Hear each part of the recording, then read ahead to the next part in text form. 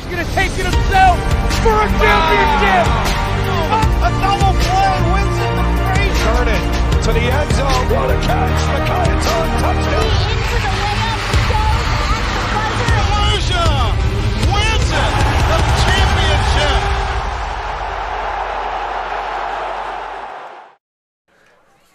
Welcome to West Islip. The Lions here hosting the Clippers from Bellport. Hi, everyone. I'm Tim Drawbridge alongside Larry Caritney, and we've got, I think, a fabulous game on tap tonight.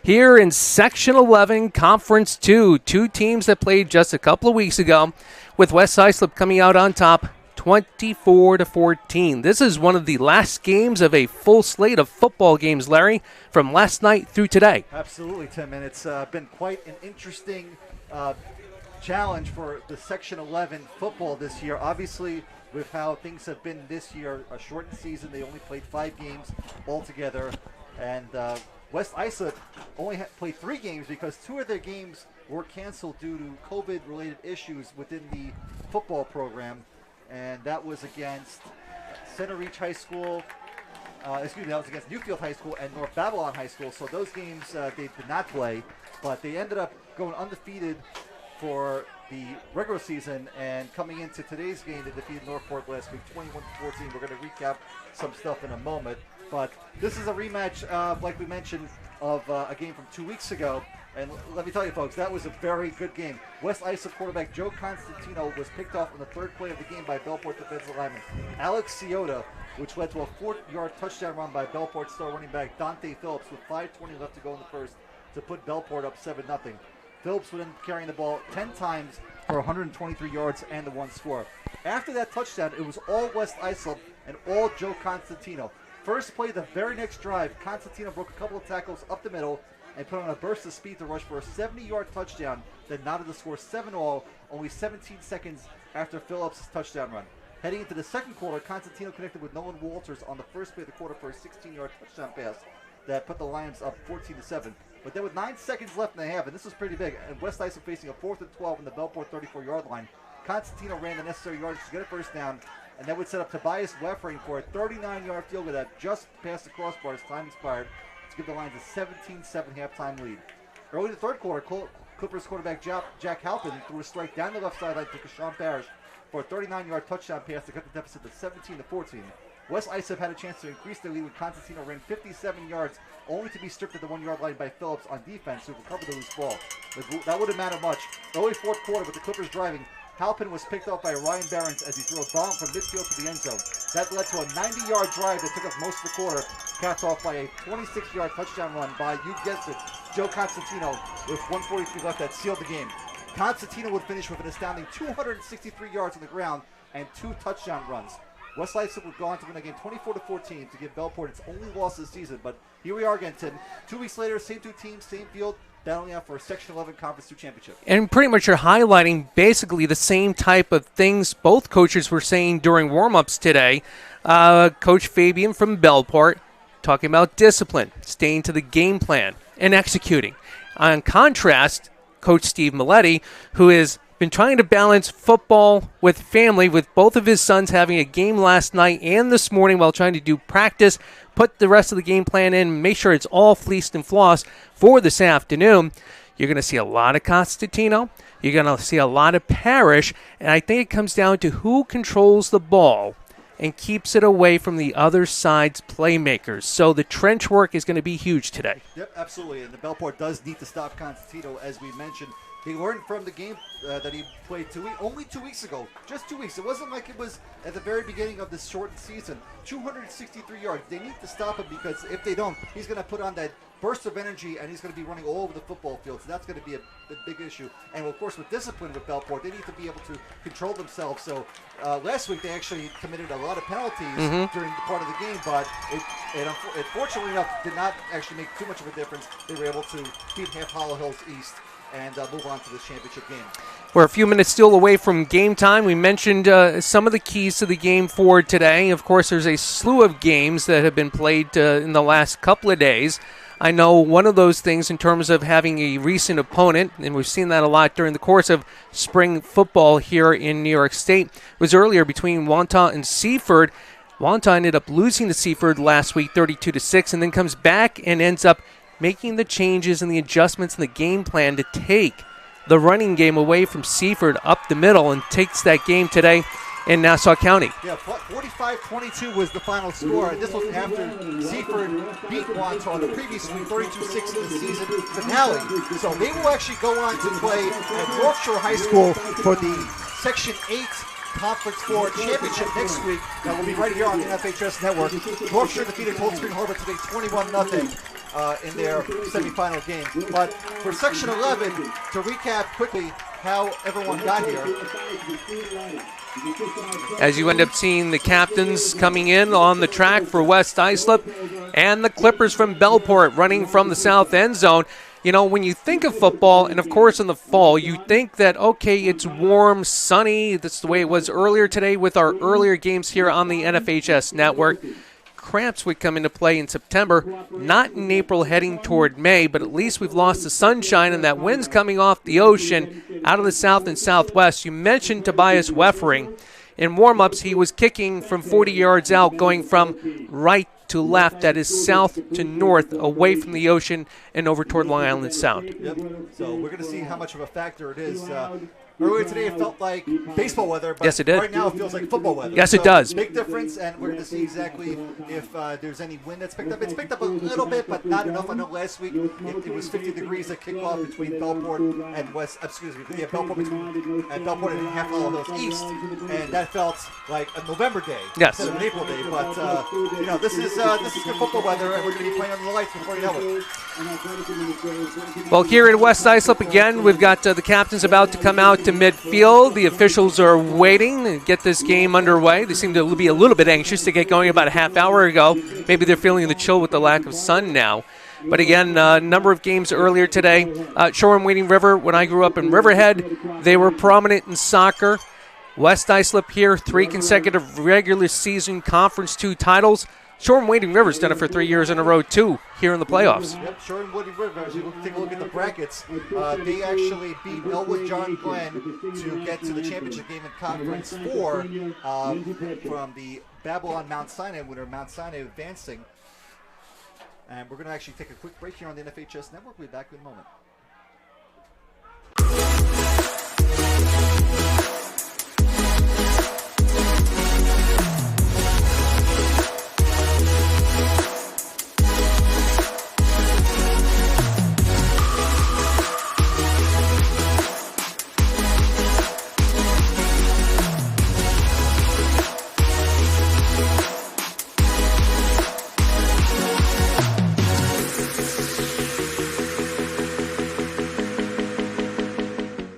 The NFHS Learning Center is the leader in online education for the interscholastic community.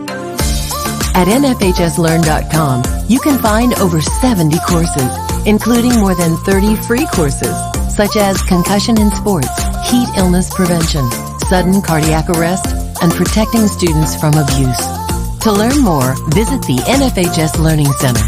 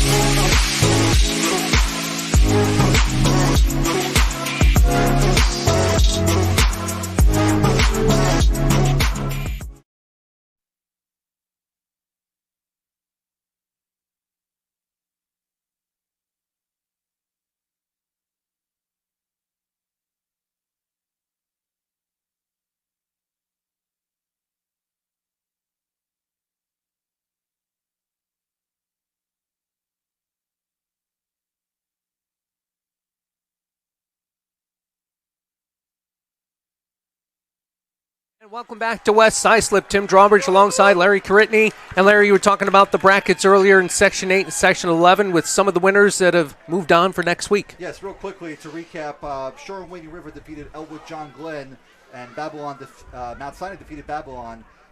Earlier today, Shore and Wading River won 34-24 to capture the Section 11 Conference 4 championship. So they are the winners in Conference 4 in Section 11.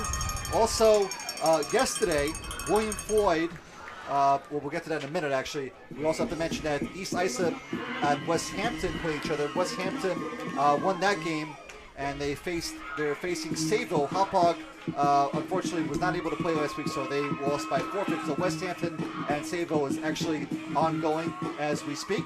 And just heading over to the other side of the Section 11 bracket. As we have the captains ready to come to midfield for West Islip, Ryan Barons, Dylan Gagliardo, or check that, Joe Constantino, Martin Curran, Chase Casado, as well as Nolan Walters. So quickly with the other half of the bracket, William Floyd and Lindenhurst was canceled. Lindenhurst was having also COVID issues, so they defaulted.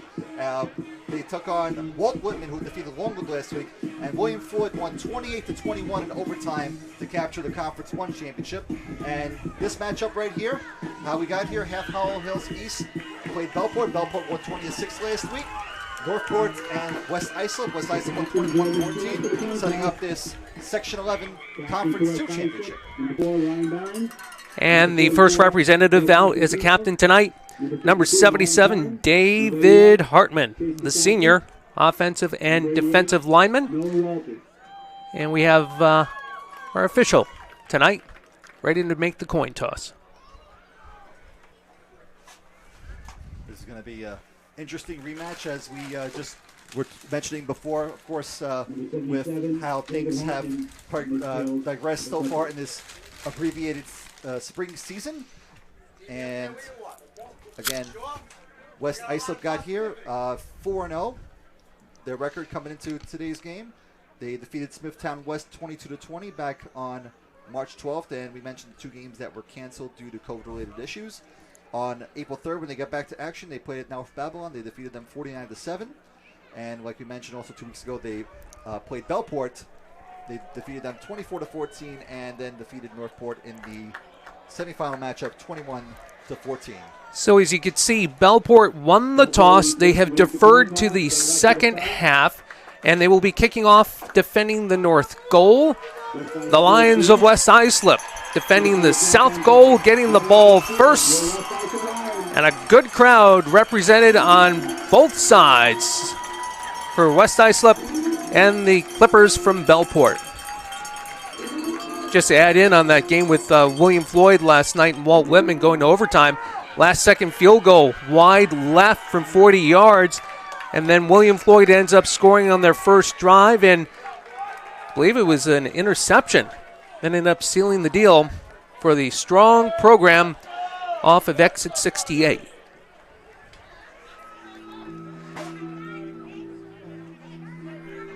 It's great to have everybody out here tonight, considering the fact it's got a little bit cool.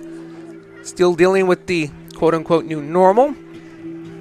And nonetheless, the challenges of trying to bring in a full season to the spring with spring sports knocking on the door, that was one of the challenges I know a number of the coaches ended up expressing, maybe not as a frustration, but trying to have the kids do everything that they wanted to be able to do.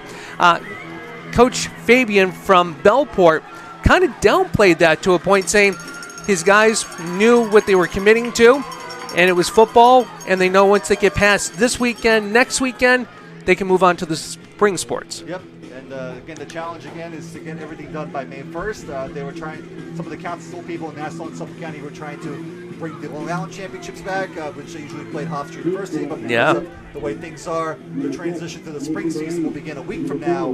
So unfortunately for these teams, today is their last game of the season until September. So we get ready to kick it off here from West Islip. And we'll have a little bit of difficulty catching the Bellport numbers just the way they are outlined underneath the lights. But that comes down to number 6 for the Lions. That is Mason Baraney gets it up to the 38, and that's where the Lions will take over. 1st and 10 from there. Good crowd here in West Islip. They know what's at stake here, knowing this is going to be the last game regardless of how things are going to be. So they are starting to get this team early going. The quarterback, the senior, Ryan Behrens. He's had several great games, including their first one of the year. He's out of the shotgun. Motion to the far side. Handoff up the middle. That is to Behrens. It's a gain of about 3 to 4. He gets up to the 41, so it'll be 2nd and 7 from there. You can see, well, not on camera, but we can see from our vantage point that there's a good contingent of fans on the Bellport side and the far side of the field. Absolutely. And, of course, good amount of fans also from the home team as well. Interesting that Constantino was on the sideline that first play. They come out of the pistol, 2 receivers in on the near side, 1 to the far side, motion coming to the near side. And it's a handoff, fake, and tackle for a loss. Nice play by number 55, Eric Kelly, by the Clippers. It'll be 3rd and 10. Constantino, Bellport's defense read that pretty well that time, Tim.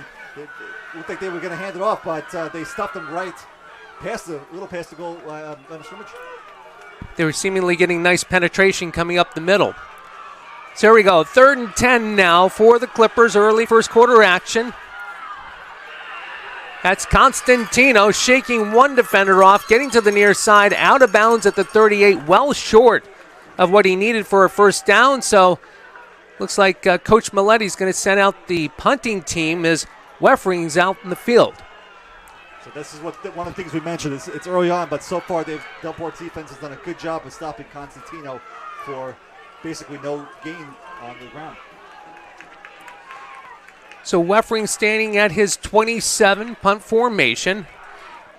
Back for Bellport, I believe that is Kashawn Parrish. Yeah, Parrish last week ran for a 50-yard punt return to basically put the game away from Bellport. End over end coming down at the 25. It'll take a West Islip bounce. Parrish ends up managing to get the ball. He's out to the 25. The 30 far side, out of bounds at the 36. That's where the Clippers will take over from there. Enthusiasm and tension already on both sides here. Yeah, it's an exciting crowd. It's almost like pre-pandemic crowd, basically. Yes. You get the stands filled up. You get a good crowd, good boisterous crowd. It should be a really good championship game here. And Parrish willing to take the chance with the ball on the bounce and a little bit of a juggle with the juke to get to the far side. So here come the Clippers now, led by Parrish, quarterback Jack Halpin. They come out in their form of the pistol. Full backfield, receivers slotted both sides. Here's Halpin, pitch. I believe that is to Parrish. And it looks like it's a loss of about 3. So 2nd and 13. Nice contain on the near side here by the West Islip defense. Parrish is also known pretty well for his ability to catch the ball on the run. He was third in Conference 4 with 18 catches for 379 yards and 7 touchdowns. So 2nd and 13 for the Clippers. Halpin calling signals. Motion to the far side. That's Mark Promatuco. It's a pitch out to Parrish, far side. Nice takedown, number 88, Nolan Waters. And it looks like Parrish has lost a few more. Yeah, it looks like he lost about another 3 yards or so. So both defenses doing a good job so far on their star players. You got to figure both teams, they're familiar with one another. And at this point, been waiting all day yesterday and all day today, so I'm sure the energy's there, and so are some of the pregame jitters now playing out. This is a 3rd and 20 here, Tim. This is a long way for Bellport to go for a first down. So here's Halpin out of the shotgun. 3 receivers near side, 2 to the far side. It's an inside handoff to number 10, Dante Phillips. When teams have been able to contain Parrish this year, Phillips seemingly is one of the backs that they go to be able to get the explosion outside. So it seemingly is a game of about 7, maybe 8. So it's going to be 4th and 13 now. So Bellport will be on the punt here. So far, possession for both teams. Number 6, Mason Baraney, and number 4, Ryan Barron. Here are the Clippers with the kick. And a twirly bird type of deal. Behrens captures it near the 40. Shakes off a couple of defenders near side. Has some blockers. Gets to midfield. Steps out of bounds at the Clippers side of the field at the 48. Number 4, Ryan Barron, forced out of bounds by number 77. So here comes West Islip now in their second series. Short field. Bellport side of the field. And we do have some laundry on the field. Let's find out what the penalty is. They're talking to Coach Steve Altieri, or Milletti, rather. Looks like the flag is on the 45-yard line. Looks might be a legal block in the back. And they are going to march it off against West Islip. Didn't catch what the signal was from the referee, but it was either a hold or a block on the back, like you said, Larry. So it's 1st and 10 from their 35. 7:57 left, first quarter. Early action here between Bellport and West Islip. Constantino behind center. Hands off to Behrens. Off the far side, over the 40 to the 45. Hits midfield, out of bounds. Nice run by Ryan Behrens of about 15 yards. Here come the Lions now from West Islip. Yeah, Behrens with the first big run of the game so far. And, West Islip will have a first down by midfield. Seems like West Islip is trying to hit the edges now to try to slow down some of that interior pressure.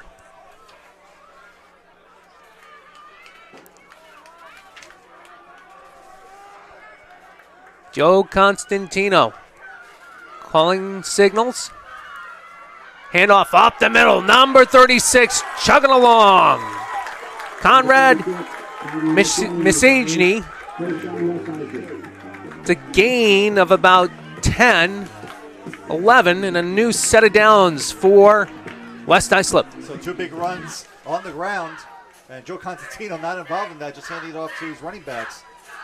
As Misagny last week had 12 carries for 35 yards in the victory over Northport. Constantino under the pistol. Misagny right behind him. 2 receivers near side. Inside handoff, number 21. Hits the corner, but nice containment there by Bellport. Calvin Patella is able to force him in and get the tackle with some inside help. So 2nd down now, and about 8.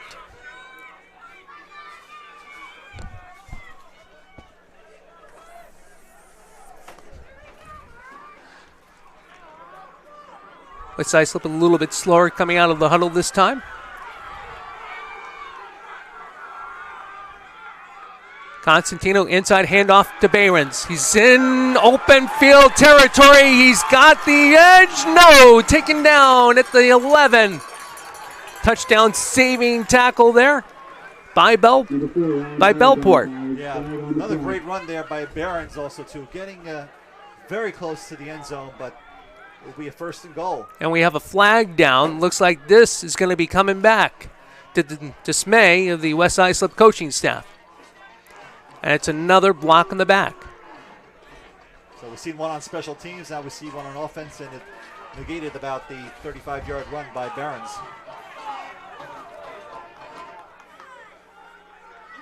And once he got to the 2nd level, he had nice territory to be able to make a move and head for the corner on the far side.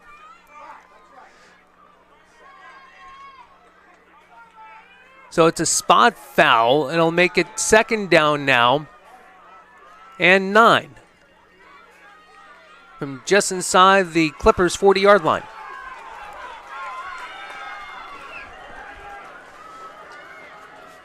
Three backs this side. Constantino on the keeper. Hits this hash and up the middle he goes to the 28. Joe Constantino, a gain of 12. So Constantino, who we mentioned the pregame, is going to be that big key on the ground, so forth. And his first carry of the game is about an 11-yard carry. And an interesting formation, too, to be out of the shotgun with the 3 backs to your far side. So seemingly West Islip keeps changing their formations up, and they kind of go to the same thing with the backs position right behind the guard, tackle, and end. Inside handoff to Behrens, running along the edge, and a swarm of Clipper defenders there led by number 5, Phil Trowbridge. So Bellport applying the pressure to both Constantino and the running attack so far, and it's worked dividends so far for them. Give it a loss of 1 to Behrens. It'll be 2nd and 11 now. About 5:25 to go here in the first quarter, scoreless here at West Islip High School. Okay, we got a receiver out to the far side and the near side. Pistol formation. Handoff up the middle. Visagi. He's got 6. And West Islip draws blood first. Conrad Masajny, a 28-yard run up the middle. Nobody was home in the middle linebacker position. And the Lions go up 6-0. That's one of those where you see that basically the lines get parted and they go straight up the middle. And again, nobody there to stop them. West Islip gets on the board first. Wafering in for the point after.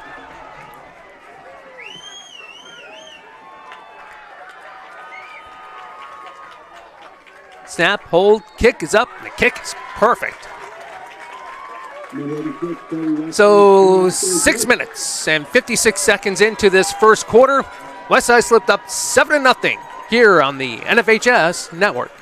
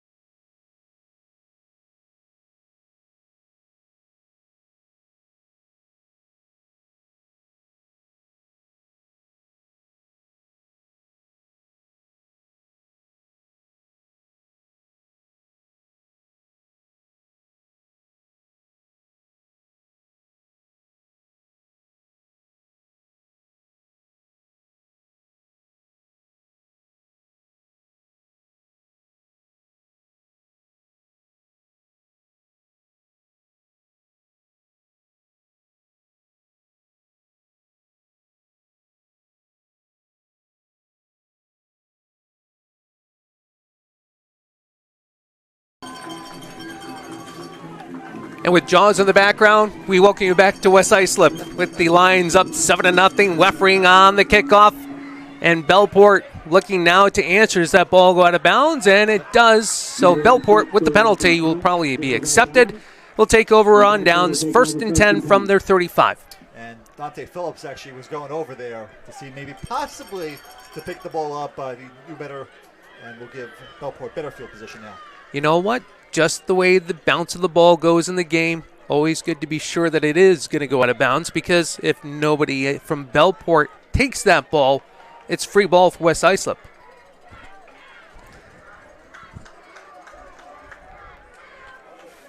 So let's see if the Clippers now can answer what West Islip was able to do on their second drive. Halpin brings the crew up to the line of scrimmage. 2 receivers near side, 1 to the far side.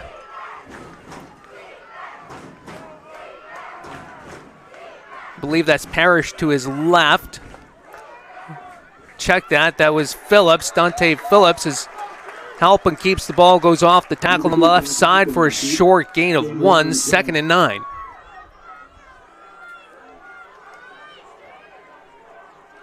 Parrish and Phillips are the 1-2 combo for the Bellport Clippers, so any one of those guys can get involved during this match.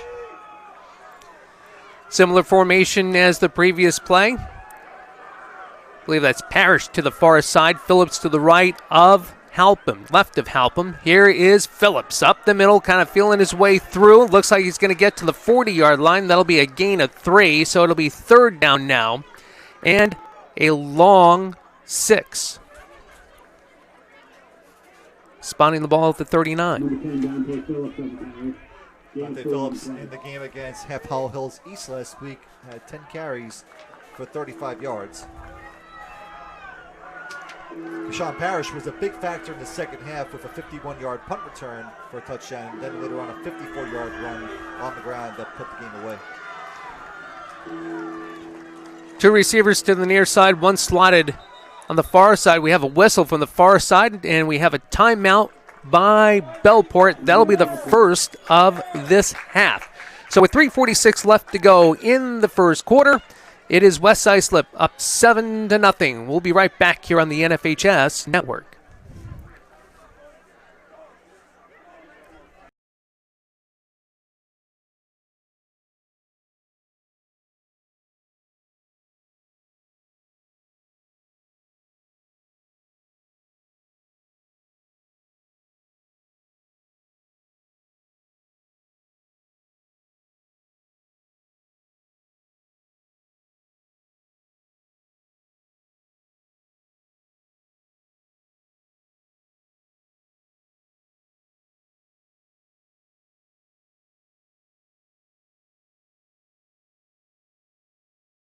And welcome back to West Islip as both teams come back onto the field.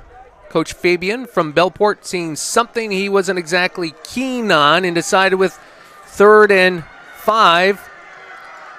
Why not get his troops to circle around, regroup, and see if we can get a new set of downs here. That's Phillips in motion to the far side.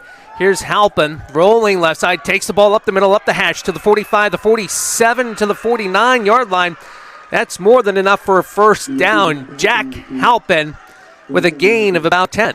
And Halpin, we didn't mention this earlier, but he actually was among the leaders in rushing on the ground.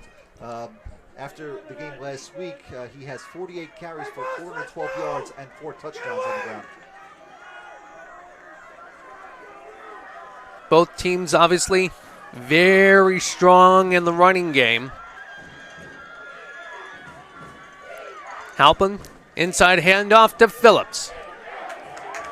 Gets taken down at the line of scrimmage. Nice containment on the far side there. See Bayrons getting up. Nolan Waters was over there. 2nd and 10 now for Bellport. That was a big tackle on Phillips as well. He contained him. Got no gain on the ground that time.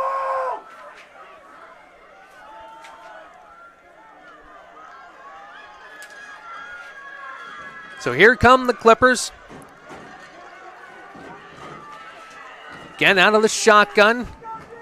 Phillips now goes to the other side of Halpin. 2 receivers to the far side this time. Halpin calling signals.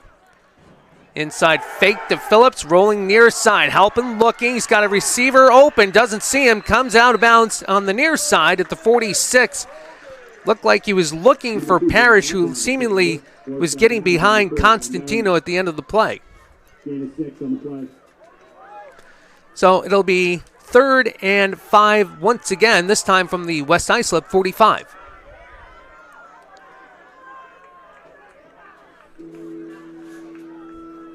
So Bellport right now on their first big drive of the game, making it past midfield into West Islip territory.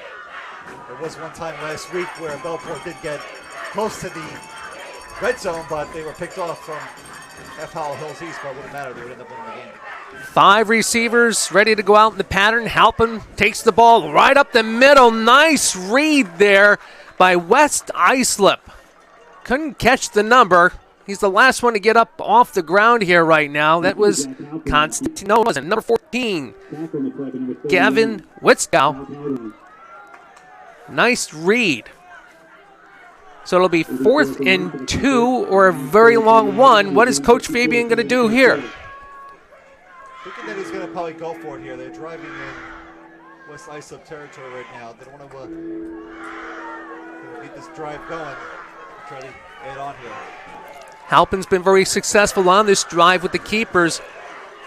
receiver each side, one slotted left. Phillips on the right side of Halpin. Inside handoff to Phillips. He goes up the middle. He's got enough for a first down. Dante Phillips, a gain of 4 and a new set of downs for the Clippers. So that worked to Bellport's advantage. A new set of downs. About 125 to go here in the first quarter. And they continue to drive. Falls on the 37-yard line of West Islip. Both teams here early first half action, taking advantage of their second drive and utilizing a lot of clock in both of their drives the second time around. 5 receivers ready to go out in the pattern as Halpin calls signals. 1st and 10. Inside handoff. Is that Parrish? Gets the edge. It's Parrish down the sideline out of the 14. Kashawn Parrish. A gain of 25. And here come the Clippers threatening deep in West Islip territory. Big run by Parrish, getting the ball in the red zone at the 15-yard line. First down with about 50 seconds to go. He hit the edge and he went into another gear. You can see why Coach Maletti was very concerned about trying to contain Kashawn Parrish, because once he hits that next level, Larry, he is off and a-blazing. 5 receivers again ready to go in the pattern. Halpin calling signals. Has the ball, keeps it. Near side on the numbers to the sideline. Out of bounds, a short nominal gain, maybe 2. It'll be 2nd and 8. So a similar run by Halpin there as Parrish did for a few yards there to get the Clippers a little closer. Still trying to get that score just before the end of the quarter.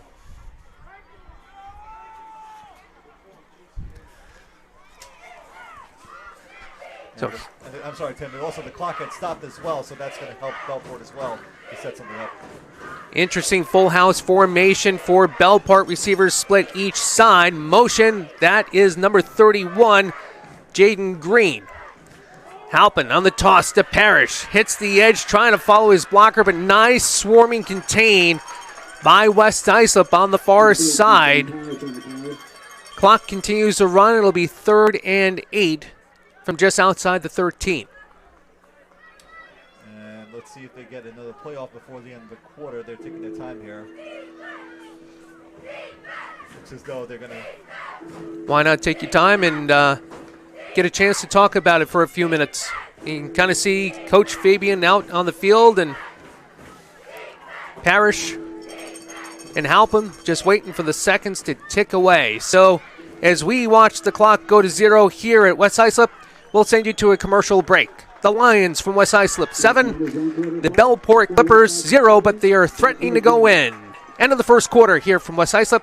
Take a TV timeout. You're watching the NFHS Network.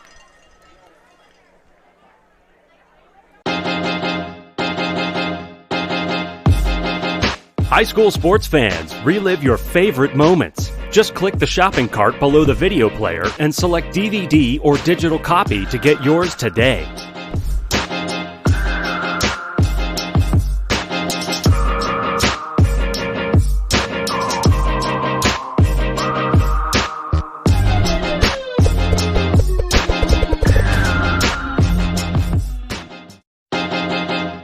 High school sports fans, relive your favorite moments. Just click the shopping cart below the video player and select DVD or digital copy to get yours today.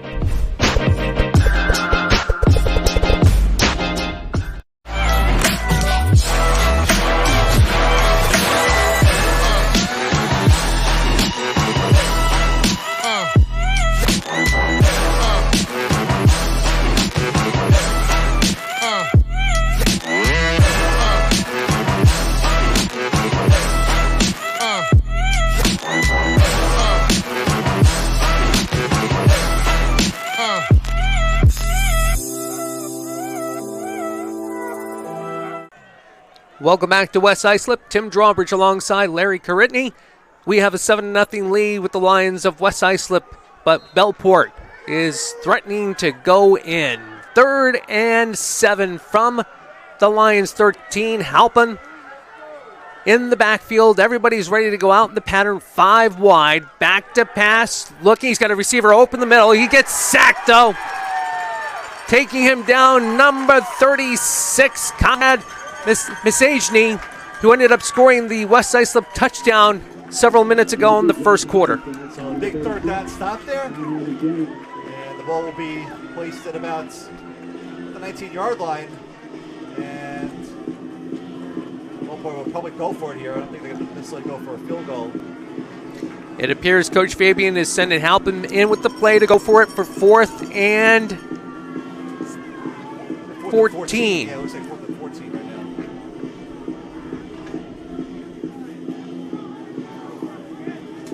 now. Halpin had a couple of receivers over the middle, but he didn't have a chance to see them, hence the sack.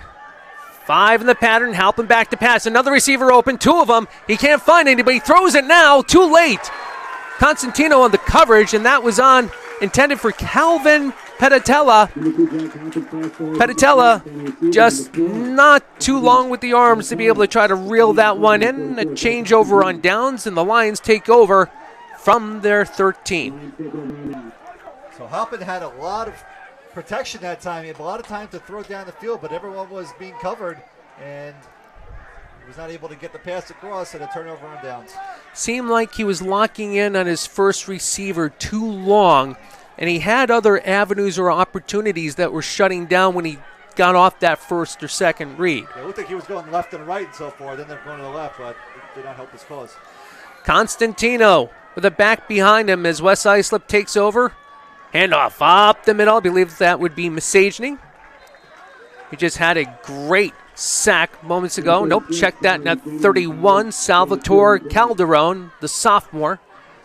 It'll be 2nd and 8.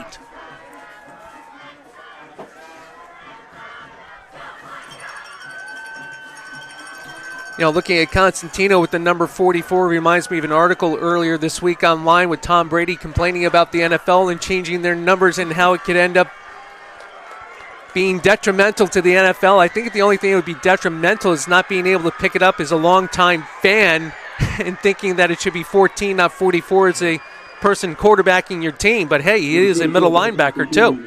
Constantino also plays out lacrosse as well with his teammate Ryan Behrens. Ryan Behrens is actually going to be playing next year at the University of Brown. So wow. A big scholarship there for Ryan Behrens. Not sure where Constantino is going to be going, but he definitely has the ability to play both sports. And of course, with the spring season coming up, right after this game, right to lacrosse. Got that right. A number of the coaches were talking about how to be able to try to balance the practices with playoff action. Constantino, inside handoff to Behrens. Nice tackle. Number 56, Alex Ciota. And Bellport makes a stand they had to have. That's a loss of 3. Great play and a great read by Ciota. The pressure has been applied. Bellport's defense has done an excellent job on containing Constantino so far. And even though it's 7-0 right now, this game could be more wide open. And the enthusiasm from the crowd on both sides, you'd think this would be fourth quarter action. Weffring into punt. Into a little bit of a wind, end over end. Parrish decided to take it. Nope, it will roll, and it rolls dead just inside the 45. That's where the Clippers will take over. 1st and 10 from there. So far, this has been kind of a complete 180 of what we've seen 2 weeks ago right on this field where Joe Constantino was running all over Bellport's defense, left, right, up the middle, you name it. So far, they've done a good job. It was one run that Constantino had. It was a 12-yard run, I believe, in the previous quarter so far. Other than that, he's been pretty much stopped in his tracks.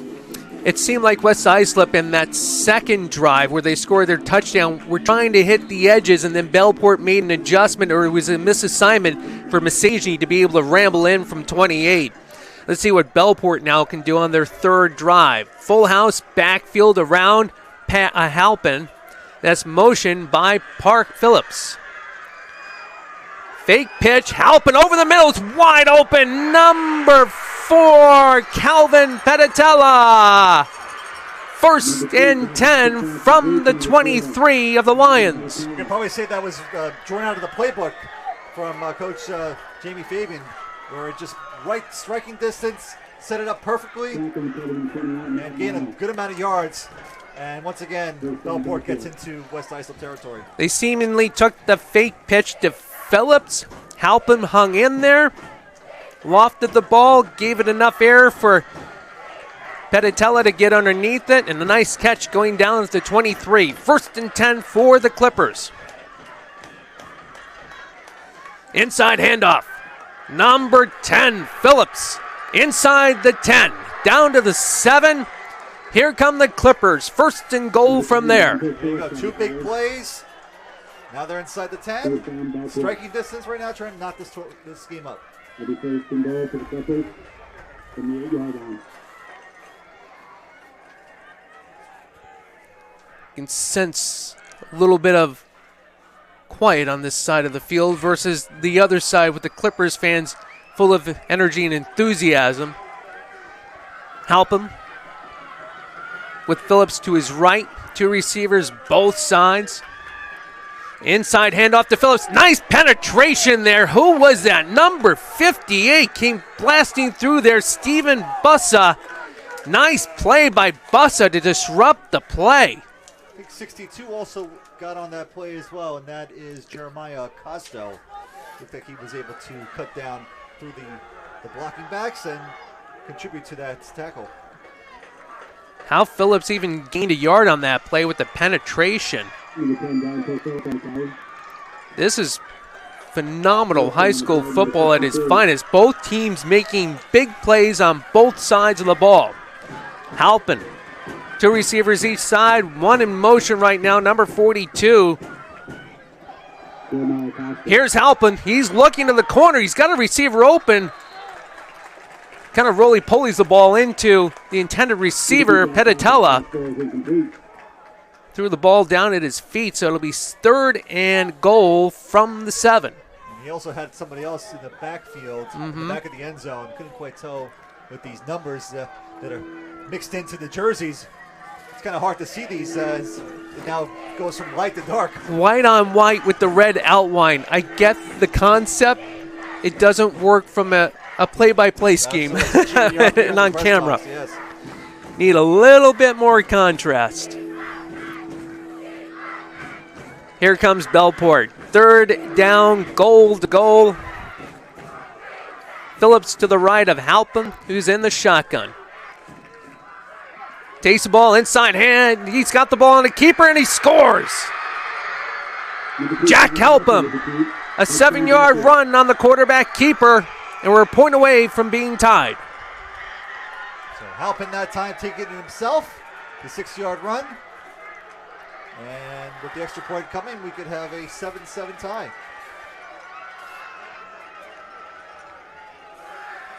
And Bellport will go for 1.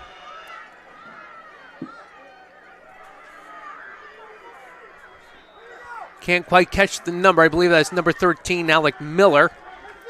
Snap, placement, the kick is up. The kick is up high enough, and it does get through the pipes. So with 6:58 left until halftime, we are tied 7-7 here at West Islip. Let's take the TV timeout. You're watching the NFHS Network.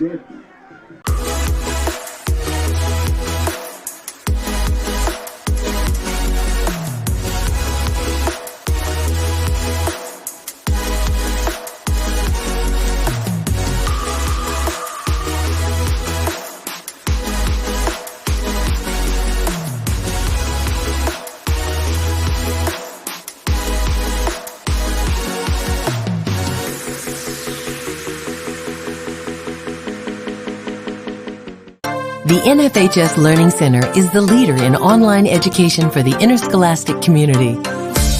At NFHSLearn.com, you can find over 70 courses, including more than 30 free courses, such as concussion in sports, heat illness prevention, sudden cardiac arrest, and protecting students from abuse.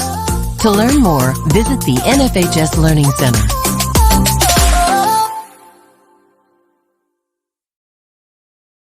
Line drive kickoff here at West Islip by Bellport, taken by number 81, Andrew Beadle.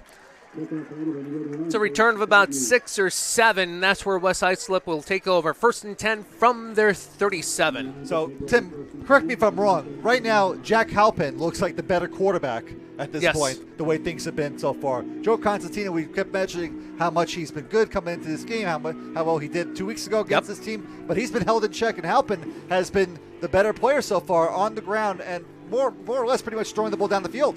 If Halpin could get a little bit more comfortable in the pocket and make the reads, I guess, not necessarily more acutely, more of a calm sense, I think he makes some of those throws he's missed an opportunity of making thus far here in the first half. Flag down as Masajny takes the ball up the middle for a gain of 1. Let's see if this is against the lines or not. 46, Conrad McKenna on the carry. Flag on the play. And the way the officials seem to be poised and positioned, this is going to be walked off against West Islip. Illegal use of the hands. That's 10 yards and 1st and 20 from the 28. So not a good start for West Islip after that drive. And now got 20 yards to go here for a first down. Excitement. Both teams here. Huge fan base, great representation. 3 backs to the right side, near side. A pass from Constantino to Behrens.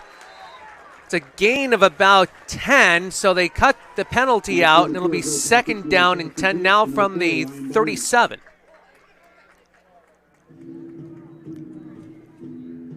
Some interesting 3-back formations, either behind the guard, tackle, and end, or just beyond the end.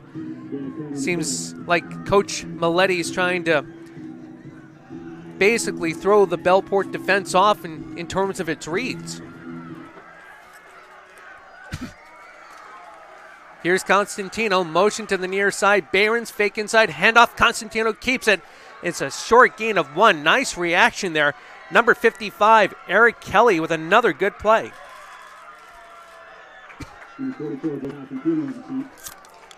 So now we have 3rd and 7 from the 40-yard line. So West Islip trying to do something here to get a spark going.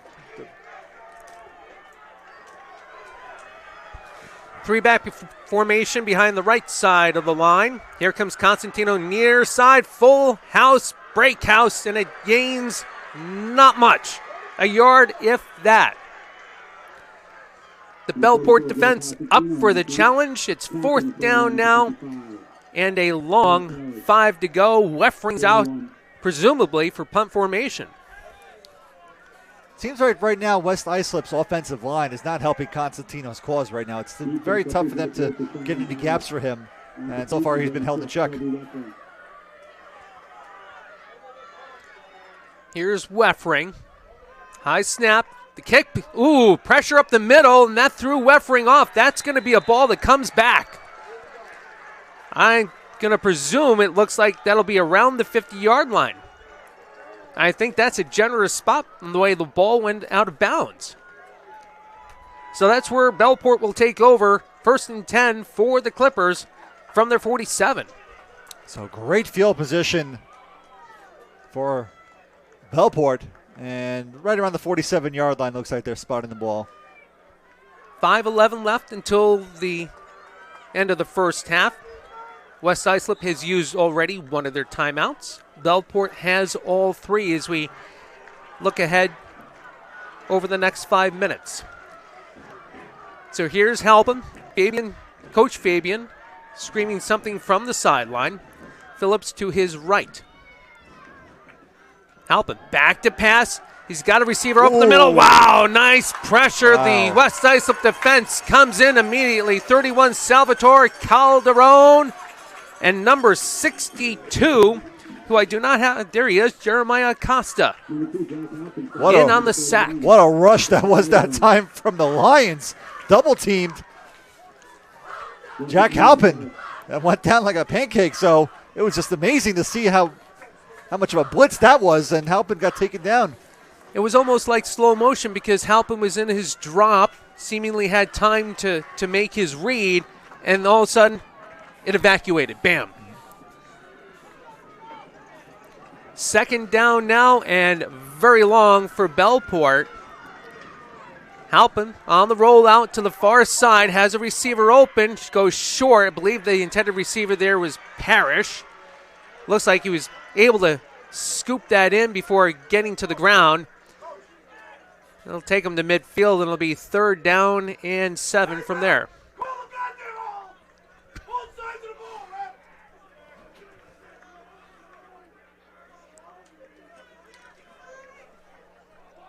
.352, 3:51 counting left until halftime. See if the West Islip defense can rise to the occasion here and stop Bellport to get the ball back before halftime. Phillips up the middle. He's got first down yardage to the 40, the 35, the 30, out of bounds to the 28. Dante Phillips, nice read off the right side, getting to the second level and hitting the accelerator.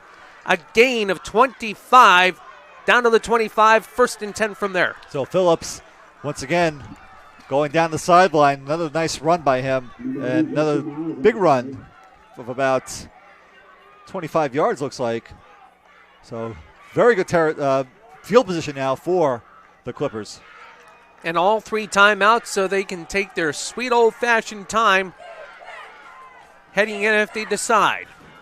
Halpin, 5 receivers out. Motion coming to the near side. Inside handoff. That is to Parrish, I believe. Gets down to the 15. That's enough yardage for another Bellport first down.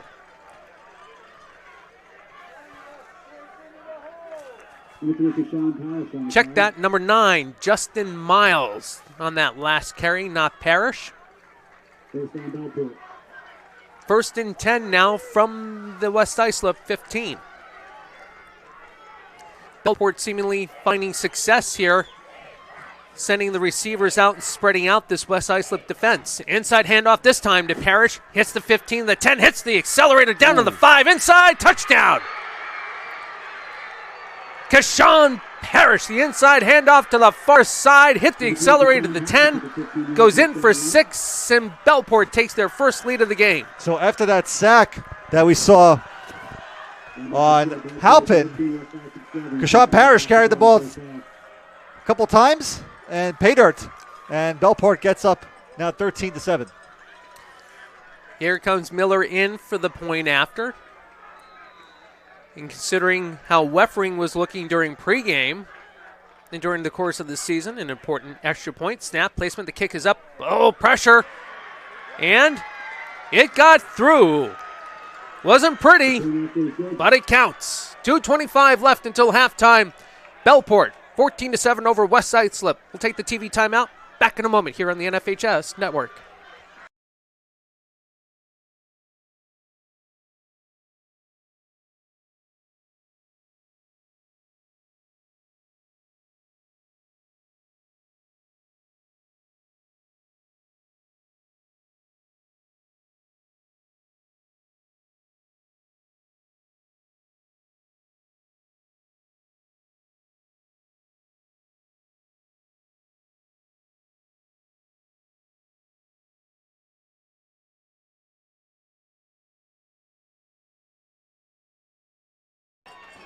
Back here at West Islip, Bellport taking their first lead. 14-7 over the Lions. Tim Drawbridge alongside Larry Caritney. Wow, is all you got to say about how Bellport responded in that last drive. Yeah, that was an incredible drive. Again, after we thought that they'd be stopped short in their tracks, they were able to drive down the field and go up. Especially on that sack of Halpin where he was sandwiched.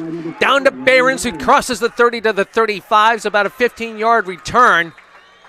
And that's where West Islip will take over. 2:19 left, 2 timeouts to use at their disposal. And West Islip has to be able to come up with something to go into halftime with, because if I recall correctly, Bellport won the toss, deferred, so they can get the ball heading out of halftime. Yeah, I think Joe Constantino now, I think he's trying to take this team on his back now, so we're going to see what he can do here in the last 2 minutes of the half. Maybe sort of kind of replicate what you saw 2 weeks ago. Exactly.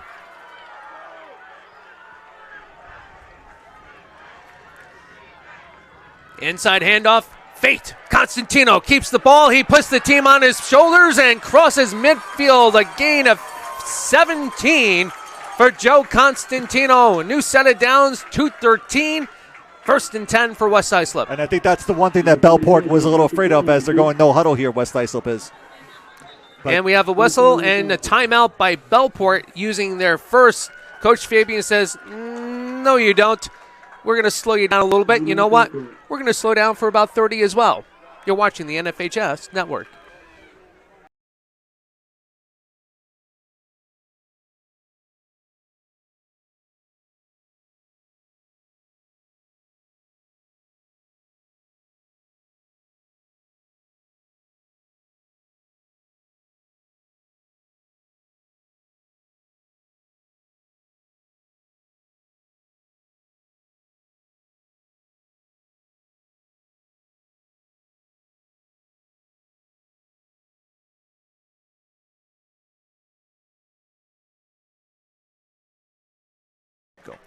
High school football at its finest here on the NFHS Network. Bellport with 14 unanswered, taking the lead on West Islip, but West Islip with the ball, 2:03 until halftime, and as you can note on the bottom of your screen, both teams have 2 timeouts left in this first half. Tim Drawbridge alongside Larry Karitney. This has been a great first half. Absolutely. And I'm curious to see if we're going to see what we saw 2 weeks ago here where West Islip did have the ball. They had a long way to go to get close to the red zone area if they're going to settle for a field goal. Or let's just see if they go in there. I'm sure they're going to try to get in there for 7 right now to tie it up. Masagny behind Constantino. Handoff to Masagny up the middle. Tries to juke and get out, but Bellport swarms. That's a gain of maybe 1. 2nd and 9. Constantino comes over for a little bit of advice from one of the coaches, and the clock continues to run. 1:44, 1:43 and counting.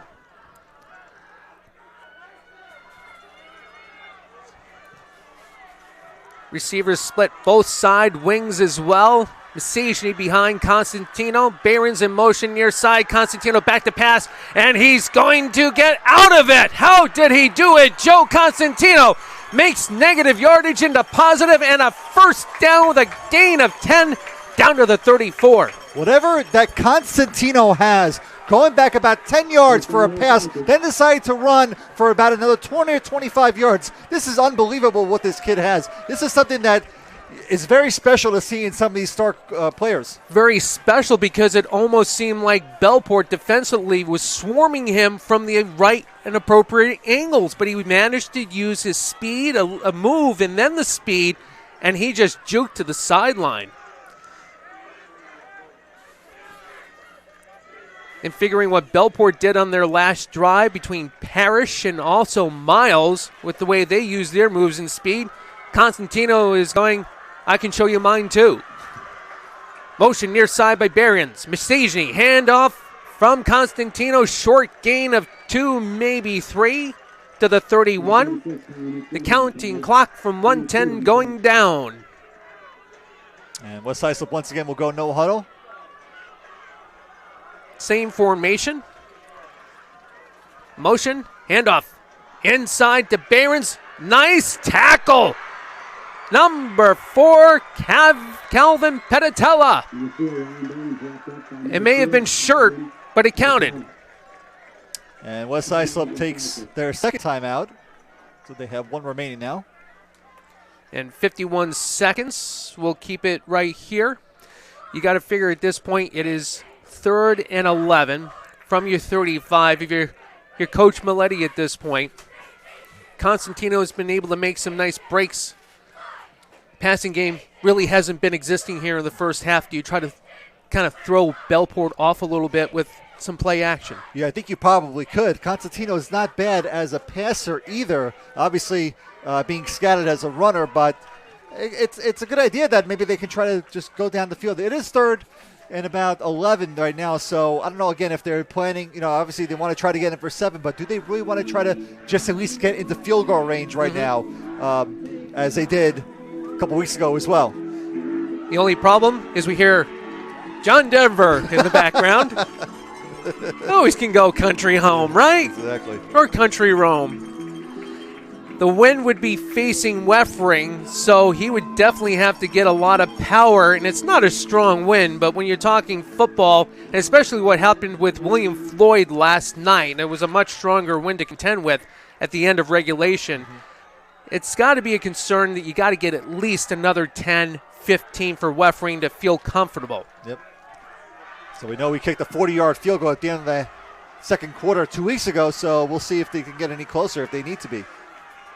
Barons to the right side of Constantino's back to pass. He's got backside pressure, able to get out of it, and he makes some moves again down to the 30, 43, 42, fourth down. It would be about 6 from here.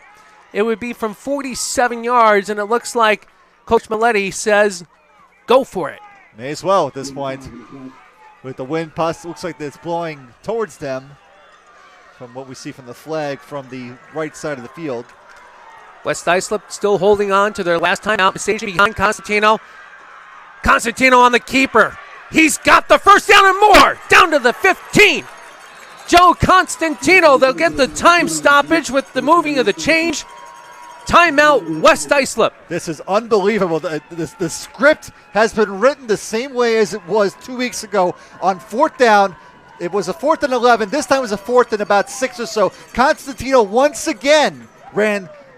Obviously, he went on the right sideline last time. This time he went towards the left. He got the first down. They're in the red zone right now.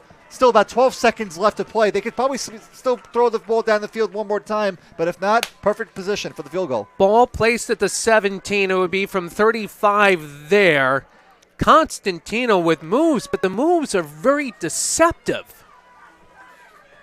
It almost seems like Bellport has him, and then he's a magician, and he's gone. Yeah. And I guess you could say that he just got off to a bit of a slow start. You know, he was scattered well, but changed things up a little bit, and this is what we've seen so far. And this is what we've expected to see so far from Joe Constantino, who's racking up the yards on the ground as he did 2 weeks ago. And you've alluded to that several times. When would they start getting Constantino going? And he's gotten going on this drive.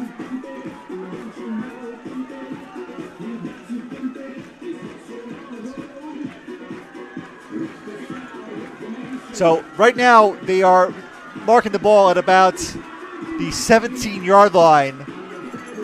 If they're not able to get into the end zone, it would be probably about a 32-yard attempt. But let's see if they can want to push the ball up a little more if they need to get Weffering in for a field goal attempt. Keep in mind, West Islip has used all of their timeouts. Constantino offset backfield to his left. It's a jailbreak, and Bellport responds. They got to get to the line of scrimmage right away. No, West Islip still had one left, and that is their final timeout. Okay, so Bellport, I guess, took that previous timeout. So now West Islip is out of timeouts. And there's 7 seconds left. We'll reset our game clock here. You can see the officials' jerseys being tattered with the wind, so you know the wind is strong. Weffering's in front of the net practicing and staying loose and warm on the near sideline.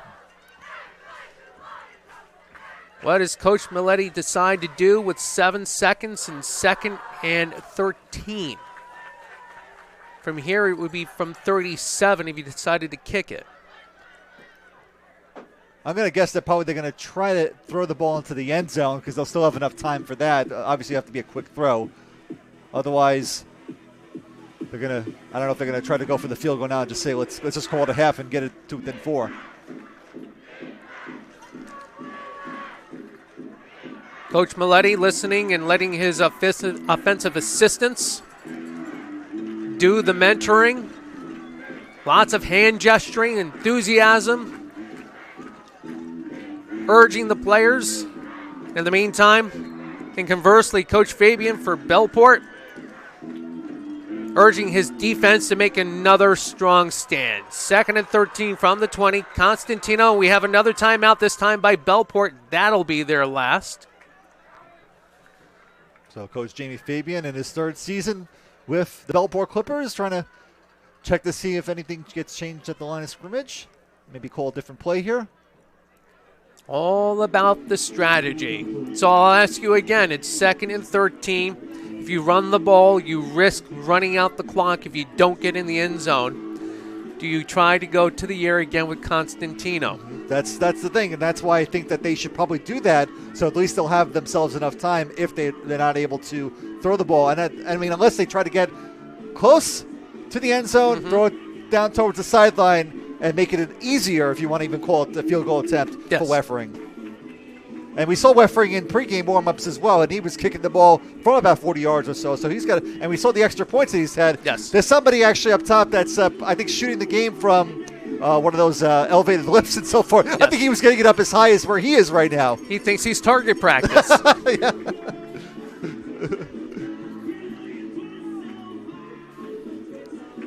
Waves of emotions in the stand because of the waves of momentum on the field here in the first half. West Islip coming out strong, 7-0. Massageny with the score. Bellport responding with 14 unanswered, and then Constantino putting the team on his back and bringing them down the field. As we get ready to go into halftime. 2nd and 13 for the Lions from the Bellport 20-yard line. Two receivers near side, one far side. Massageny behind Constantino. Back to pass, rolling near side. He's got a receiver over the middle, and he throws it out of bounds. 2 seconds left. At least gives Weffering now a shot to try to put 3 on the board for the Lions. So not a bad idea by Constantino to try to at least get something close for Weffering, but not able to, and this will set up approximately a 35-yard field goal, maybe a little less than that. Be placed at the 27-yard line. Add 10. It will be a 37-yard attempt by Weffering from the far hash.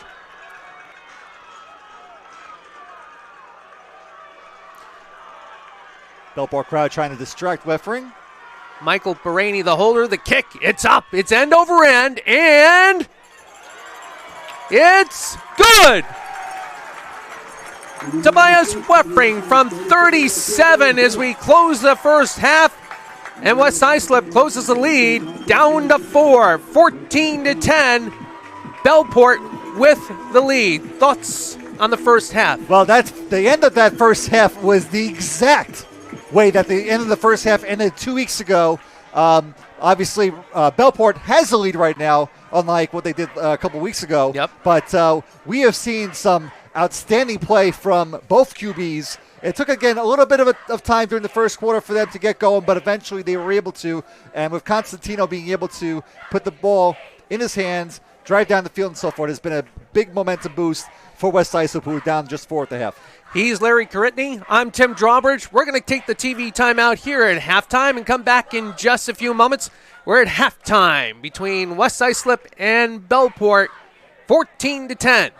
Back in a few moments here on the NFHS Network.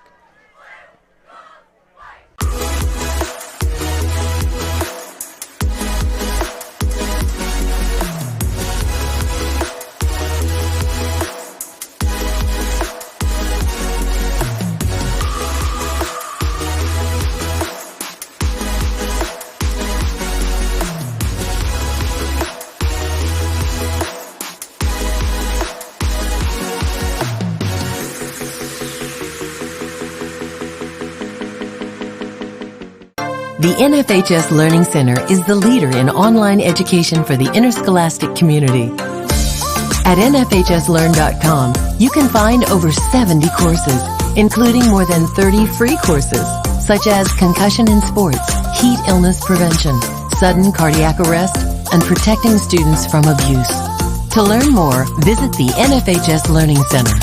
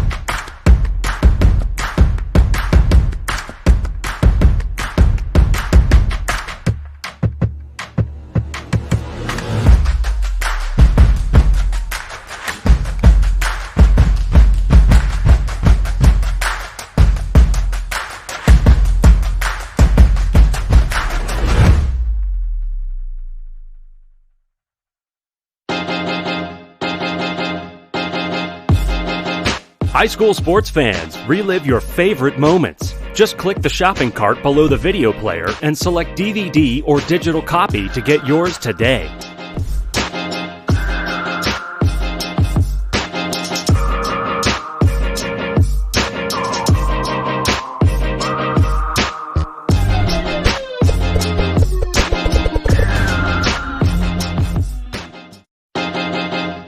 High school sports fans, relive your favorite moments. Just click the shopping cart below the video player and select DVD or digital copy to get yours today.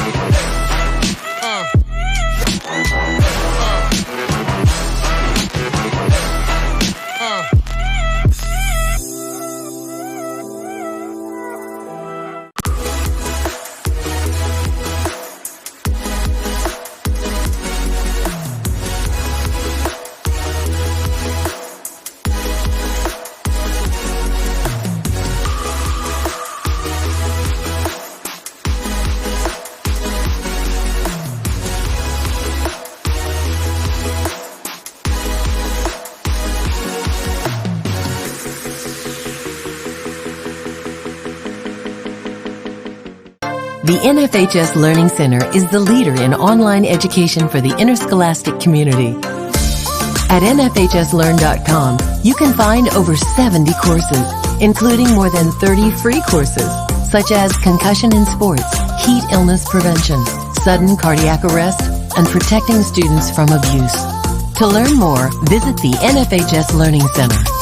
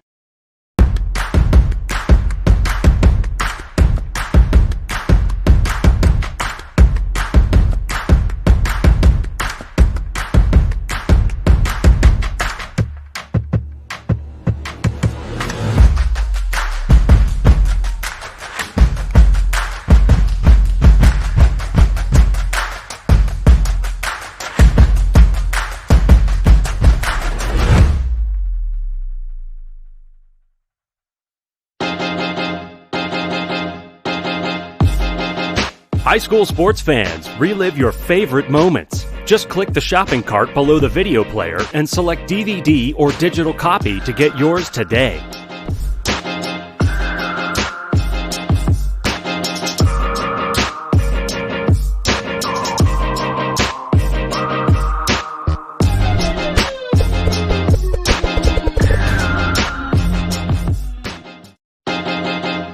High school sports fans, relive your favorite moments. Just click the shopping cart below the video player and select DVD or digital copy to get yours today.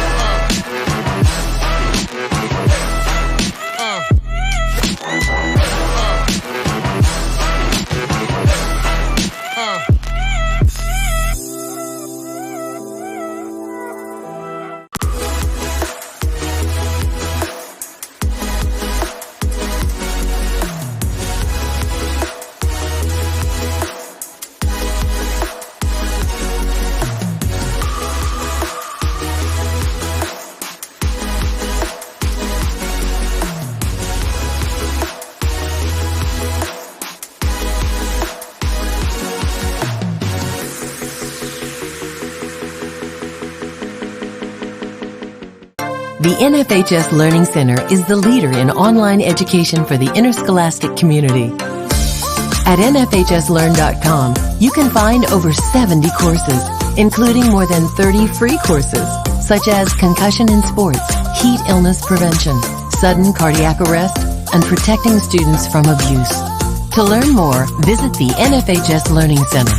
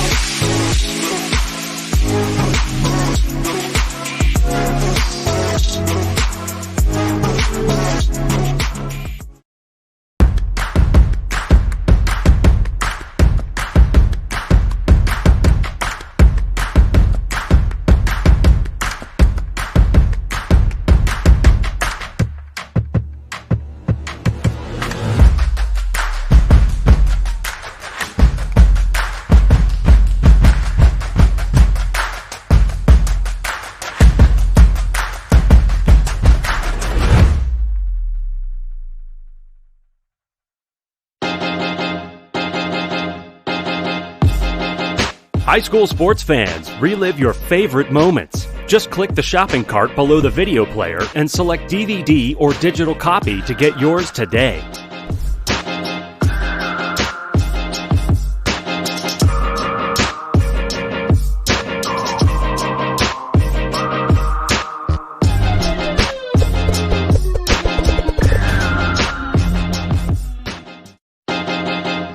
High school sports fans, relive your favorite moments. Just click the shopping cart below the video player and select DVD or digital copy to get yours today.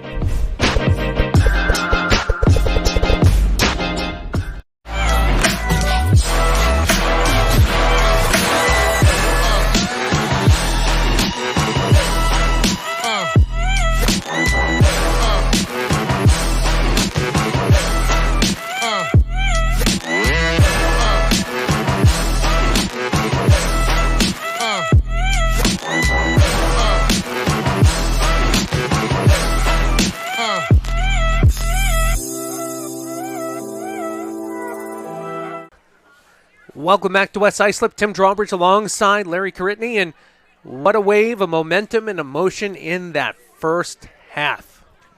The crowd was unbelievable as well, and they really sparked both teams. Right now, 14-10 in front of for Bellport, but the way things have been this game, this is going to really come down to possibly the last drive. I absolutely agree with that. West Islip got on the board first. Massageny, a 28-yard run, up 7-0 with the point after.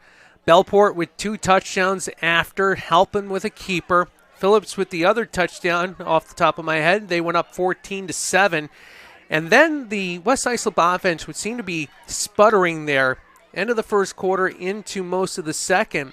That last drive going to halftime really lit the spark, and they took off. And Joe Constantino said, I see your moves. I'll meet you, and I'll take you over too. Yep, and he has been the spark plug. And again, both quarterbacks did get off to some slow starts, but Constantino has really picked things up, especially on that last drive. So we're going to see what happens here in the second half. Now, in the game between Bellport and Half Hall Hills East from last week, Sean Parrish was the man in the second half. He was kept quiet in the first half, but after the punt return for a touchdown, it was all Parrish basically the rest of the way. And we'll see if Constantino maybe can do something like that, or Parrish does. Absolutely. I know Coach Maletti was concerned about Parrish getting in the open field. He has done so on several occasions, flashing some phenomenal moves. And you got to give it to Constantino. He came alive on that last drive, and he was a magician with some of the moves he made to be able to get them into field goal position.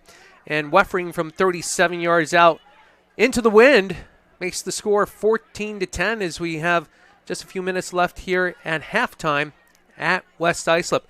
A number of games in Section 8 and Section 11 this weekend, starting off with an overtime thriller last night down off of exit 68 at William Floyd between them and Walt Whitman. Last-second field goal wide to the left, tied at 21. William Floyd scores on their first drive. Defense holds strong, and they take that in a single overtime, 28-21 last evening. Give kudos to Wantagh.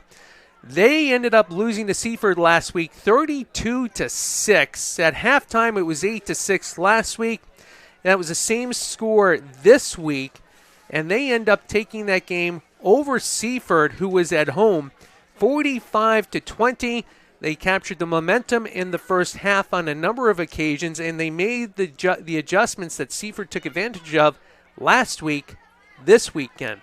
More scores, Shoreham-Wading River as well. They ended up going with a three-peat, and they ended up winning this weekend 45-20. Other scores as well. You can see that we ended up having West Hampton win, Sayville won. Shoreham-Wading River, already mentioned, as well as Mount Sinai beating Babylon.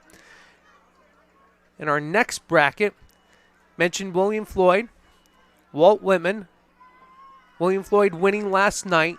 And here's our game between West Islip and Bellport, minutes before kicking off into the second half.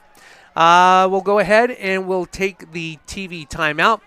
You're watching the great game between West Islip and Bellport here on the NFHS Network.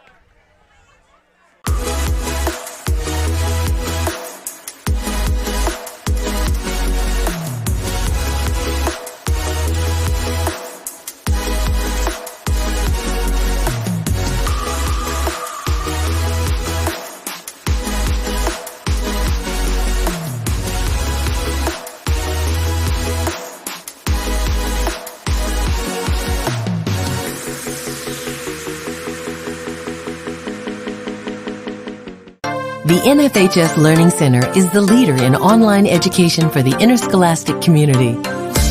At NFHSLearn.com, you can find over 70 courses, including more than 30 free courses, such as concussion in sports, heat illness prevention, sudden cardiac arrest, and protecting students from abuse. To learn more, visit the NFHS Learning Center.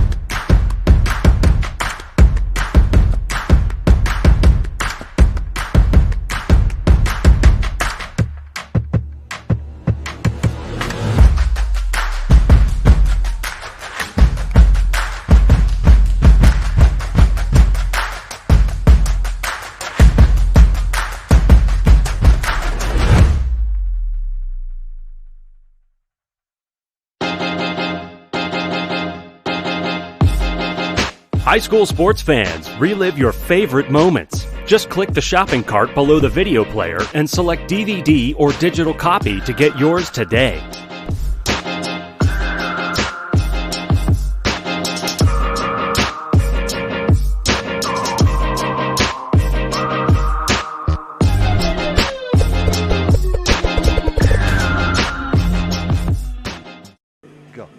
Welcome back to West Islip. The Lions, or the Clippers rather, from Bellport with a 14-10 lead over the Lions.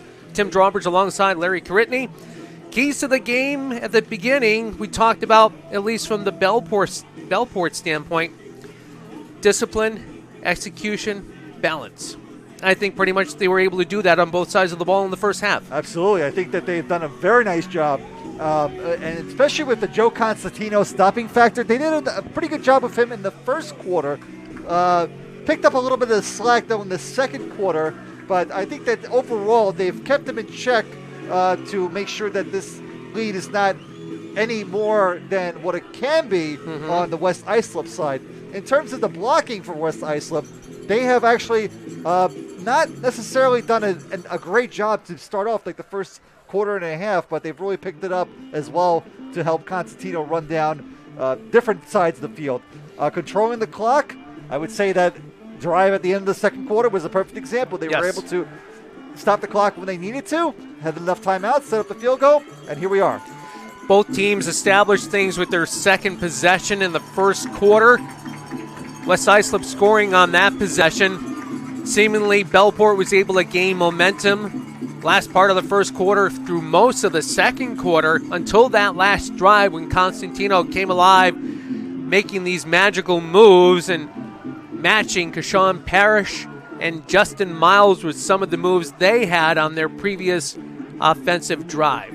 So Bellport won the toss at the beginning of the game. They deferred their choice for the second half. They will be taking the ball. West Islip will be kicking off and going from right to left. That would be south to north from the ocean toward Long Island Sound. And the way the wind looks, it still looks like it's blowing the flag in the south part of the east part of the end zone. I'm not even sure which direction that is, but bottom line, it is still blowing a little bit towards Bellport's advantage point. And West Islip will kick off here to start the second half. I checked in with their photographer upstairs, Julie Gilboy, and that wind is blowing big time. And both teams each have a camera person here being able to capture video for the respective teams, and they're kind of cold out there, and understandably so. Nice kick by Weffering, end over end, down inside the 5. Here comes Bellport, slipping down to the ground, trying to make a move. I believe that was number 4, Calvin Petitella. 1st and 10 for Bellport. You got to figure at this point it's kind of cooled off after the sunshine and the warmth. Some recent wet weather in the Northeast the last few days until we brightened up yesterday, and the wind, got to figure there's a little condensation and there could be a little bit of moisture in this artificial turf surface. I always say that April is the trickiest month here in the Northeast also. It could be warm or it could be very bitterly cold. And they always make fun of weather and how the wind blows, but it's true here on Long Island. An east wind, it's off the ocean and the sound. Handoff, that's, I believe, to Phillips to the opposite side. Breaking free to the 35, a gain of 18 yards. Dante Phillips picking up where Bellport left off offensively in that second quarter. It looked like Phillips was going to be tackled maybe halfway down, but he was able to elude a couple of tackles and gain the extra yardage. And once again, Bellport, as they did during that part of that second quarter, getting some nice runs here. 1st and 10 from their 37. Halpin, as the offense goes back to that 5-wide look. 2 receivers far side, 3 near side. Inside fake, Halpin keeps it up along the hash. He breaks free! Over the 50. Jack Halpin, a gain of 13. A new set of downs for the Clippers. And he could have broken down, hit pay dirt if it wasn't for that last tackle right there. But 2 good runs and very good field position now for the Clippers. We made mention of this a few times there in the latter part of that second quarter. Bellport clearly has found something by spreading everyone out and perhaps taking West Islip's defense to a weaker point. Weaker than they clearly would like to be. Halpin on the keeper coming near side. Hits the 45 to the 40. A new set of downs going out of bounds at the 38. So Jack Halpin's showing that burst of speed as well. And once again, 3 good runs and 3 first downs. This is where West Islip's defense now makes the stand and needs to come up with a turnover. Crowd clearly urging on the Lions. 1st and 10 for the Clippers from the 38. Phillips to the right of Halpin. 2 receivers to the far side, 1 near side. Halpin, handoff to Phillips. Off the guard and the tackle, left side, back across the middle of the grain of the field, and a gain of about 3, maybe 4 to the 34. Really spotted. It'll be 2nd and 6.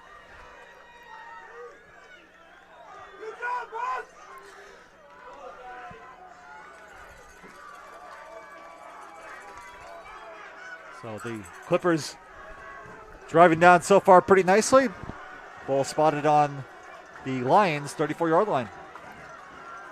5 wide again. Halpin calling signals. Motion.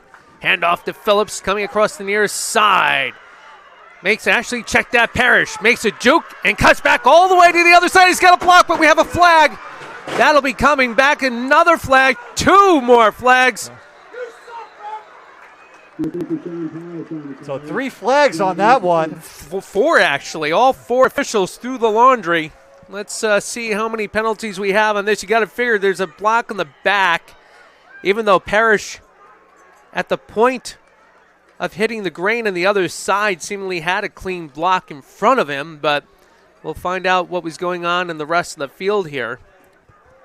There might have been another flag that was thrown. I'm not sure if that was part of that. We may have to call in the law firm in on this one for the negotiations on the settlement on the yardage for the penalties. And the referee goes over to the West Islip sideline, explains the calls to coach Steve Maletti in his 12th season with the West Islip Lions. It's a block in the back against Bellport, and also a personal foul on them. I would think they would take the personal foul because that would be 15 versus the 10. Give them a first down as well. That was a crazy sequence that we just saw. Absolutely. As well, with Phillips running left and right. And I guess again enough time for the flags to be thrown and then some. That's one of those plays that I presume Steve Maletti was having nightmares about regarding Kashawn Parrish making all these moves and then breaking the daylight. So they're marking off the penalty yardage from the 38 on the West Islip side of the field back to the Bellport 47. Going to call it the 2nd and 25. So here come the Clippers. 2 wide, both sides. Phillips to the right of Halpin.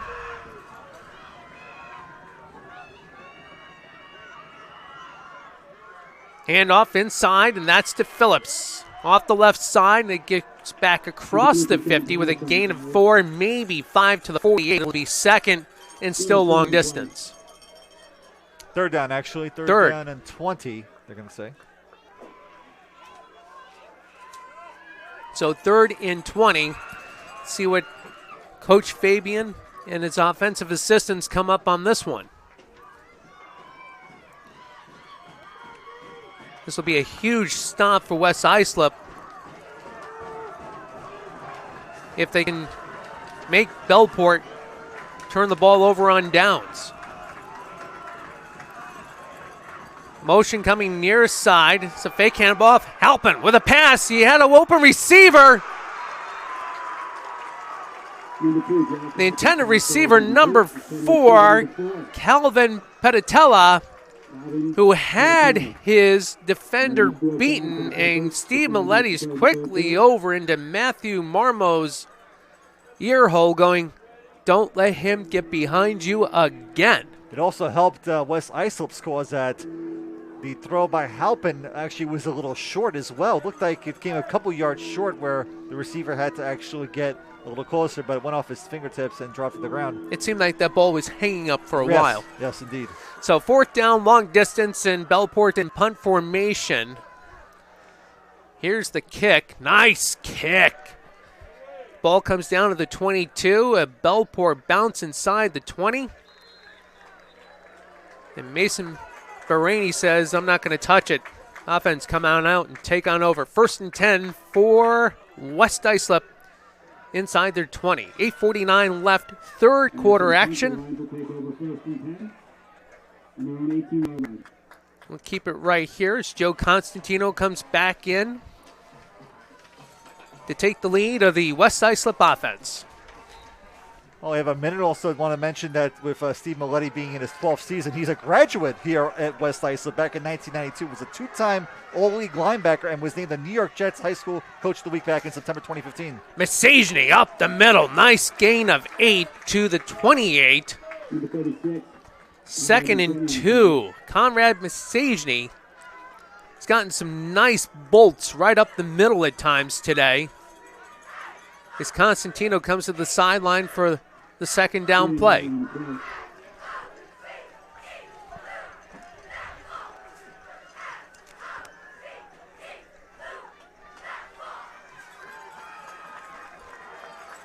Two receivers both sides. Masajny behind Constantino. 2nd and 2. Masajny up the middle. First down, getting just beyond the 30. And a new set of downs for West Islip. And I think this is where West Islip right now wants to take control of the ball and the game and take control of the trenches. Use that running game.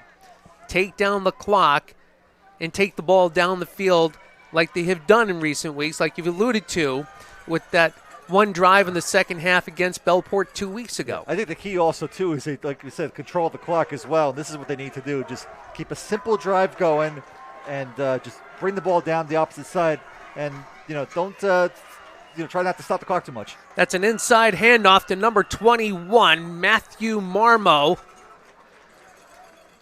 Takes it up the grain, a gain of 3. 2nd and 7 from the 34.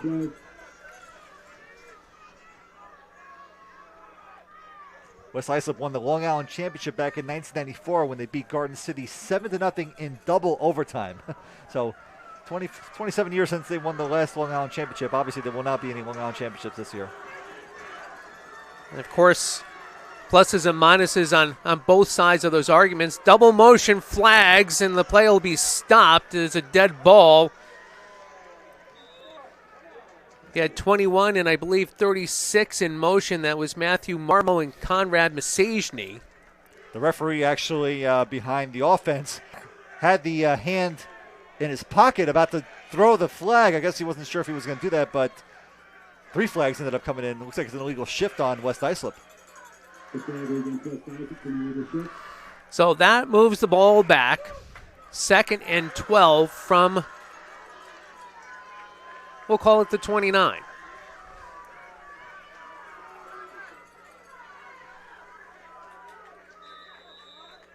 .6:45 left, third quarter. Bellport with the 14-10 lead.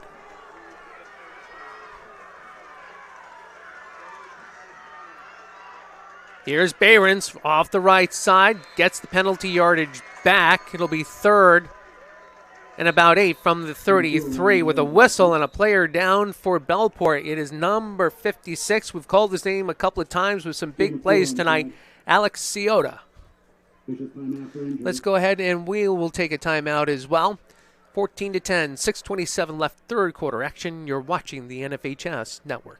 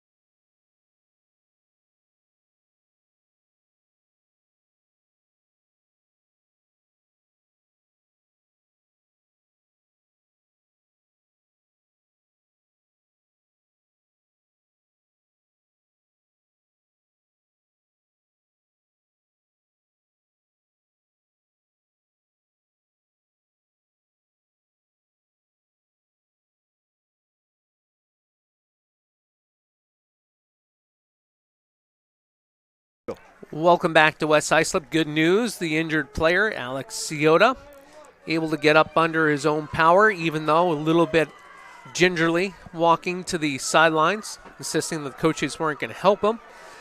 Hopefully he will be back very shortly. So we pick up action here. 3rd down and 8 as the clock is put back into motion with 6:20 left now, 3rd quarter. West Islip looking to continue to build the momentum here. A couple of mistakes have kind of been to their own detriment. Yeah, that illegal shift didn't really help their cause either. No. 3rd and 8 here. Constantino rolling near side, cuts back, almost slips, goes right up the green to the 38. He'll be short of the first down by a long 2 or 3, and he took a hard head hit, that is, to the head, but gets up, and it looks like Coach Maletti is going to send out Weffring to go punt the ball. If you notice, Constantino looks like he's pretty small out there. He's 5'7", 170 pounds. But, again, that speed that he has, it just looks like he's much bigger than that. Speed and power. Here's Weffring, the snap, the kick. End over end. Toward the sidelines, out of bounds at about the 26 or the 27. Clearly not wanting to get the ball into the hands of Bellport and their speed, especially with Parrish being back in punt return formation. Let's just kick the ball out of bounds and guarantee that we're not going to have one run back. 5:18 left, 3rd quarter. Bellport takes over on offense. All right, so we'll see what Jack Halpin and the rest of them do on this drive. We'll see if they could replicate what they did on the last drive, where they had about 3 running plays that carried about 50 yards, but were not able to get anything out of it. Halpin with Phillips to his right, 2 receivers far side, 1 near side. Inside handoff to Phillips. Nice attempted tackle first by Whitskall, who couldn't get his hands around Phillips, but I believe it was ultimately number 58, Stephen Bussa, who took Phillips down. 2nd and 7 from the 20, or check that, the 32.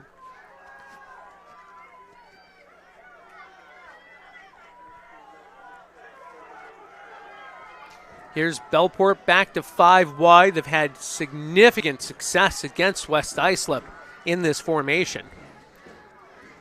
Fake inside handoff, Halpin up the middle, right behind one of his players, and some sloppy tackling in there to boot, too. A gain of about, we'll say, 10 to the 43. New set of downs for Bellport. I'd say about 5 yards was on Halpin. The rest of the 5 were on his offensive line. They really helped him get across. He did a couple of spin moves as well to try to get that extra yard, and he got a lot of it. For some reason, West Islip thought Halpin was going to the ground, and they weren't able to really wrap up and take him down. He was able to get another 5. So new set of downs for the Clippers. 2 wide, far side, 1 near side. Phillips to the right of Halpin. Inside handoff, Phillips again off that left side. Had significant success with him going off that left side for short gains. But still, when you get yardage at 3 and 4 yards a clump, you'll take it. It'll be 2nd and 5 from their 49. 3:45 left. 3rd quarter. Both teams have been kind of stuck like at the midfield position, I would say. They've got a couple red zone opportunities, but they've been kind of managing between both sides of the ball in terms of trying to cross over, but they haven't gotten too far. So we'll see if Bellport can get a little closer now to the end zone.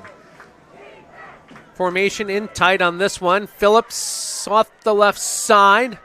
Again, another 3, 4, 5 yards.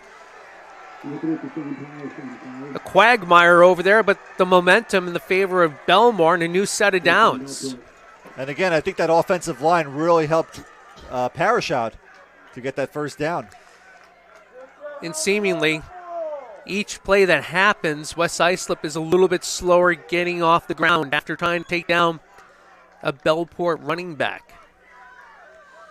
So 1st and 10 from the West Islip 44.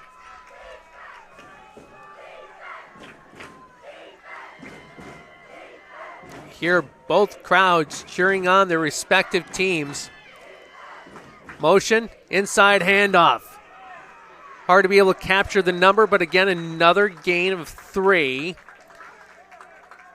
I believe that was to Phillips coming in from the slot. 2nd and 7. So it's been Phillips, Parrish, Halpin. Those guys have led the Clippers on the ground so far today.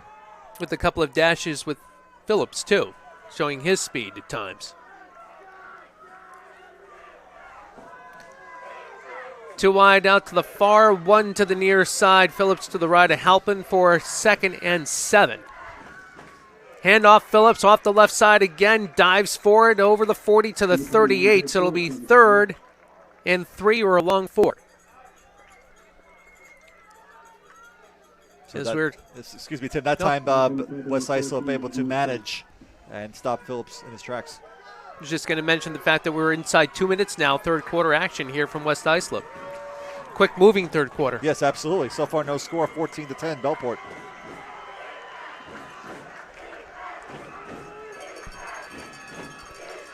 Third down, 4 to go from the 38. Motion. Here's Halpin rolling near side. He's looking that way to the receiver, which was Parrish in motion. Nice pitch and catch for 8. And a new set of downs for Bellport is 58, Stephen Bussa on backside pursuit. Was slow to get off the ground for West Islip. So that was a good play call there. Halpin with the motion to the right. Found Phillips and a new set of downs. It was a nice play design, too, because Parrish had good visibility with Halpin and vice versa to be able to clearly deliver that ball on the run. Clearly and accurately. Here's Halpin, again, Phillips to his right side. Inside handoff, go figure, off the left side. Another gain of 3 or 4. Broken record player, but if it works, why not keep doing it? Why not? Phillips has been the man so far in this third quarter. And it looks like they're going to continue giving it to him as much as they possibly can. 1 minute left. Ball on the 26, 2nd and 6. Both teams looking to control the line of scrimmage. Time of possession. Both of them doing that in this third quarter.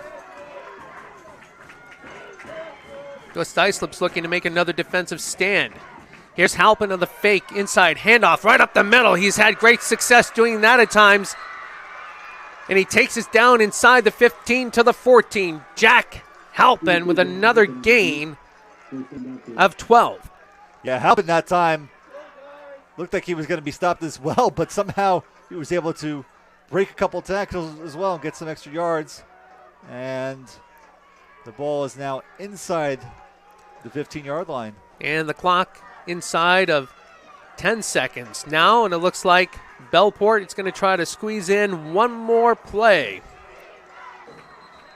And we have a flag from the near side official. 3 seconds left, and I think he's making a motion signal, and it'll be against Bellport.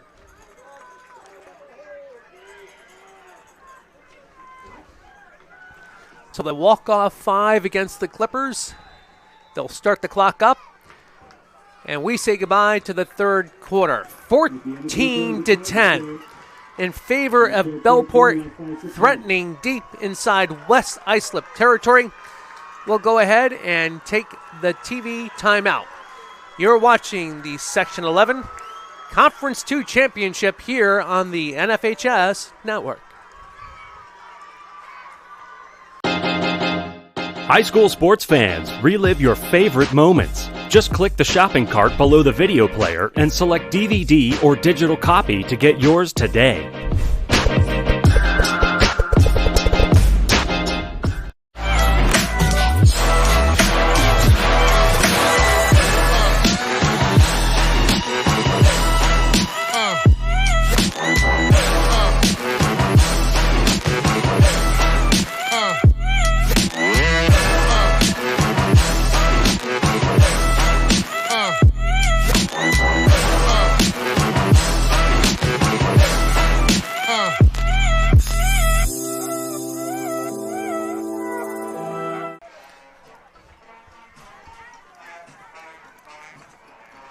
You hear the pep band from Bellport off the south side of the end zone.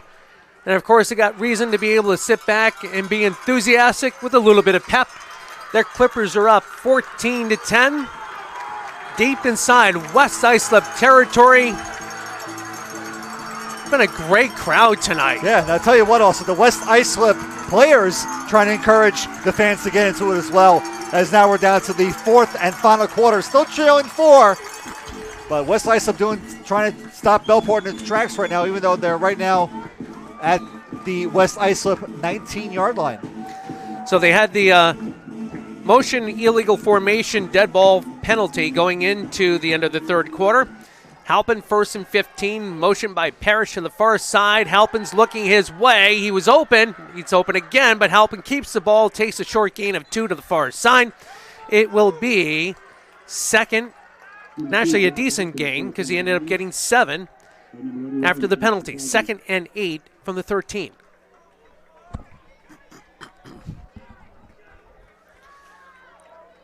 Halpin having Parrish open on the far side.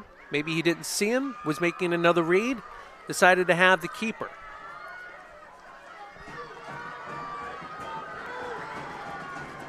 Phillips to the right of Halpin. Parrish to the far side. Near side is Petitella. Inside handoff to Phillips off the left side. They've had great success. Can Phillips get the edge? Not quite. Gets inside the 10.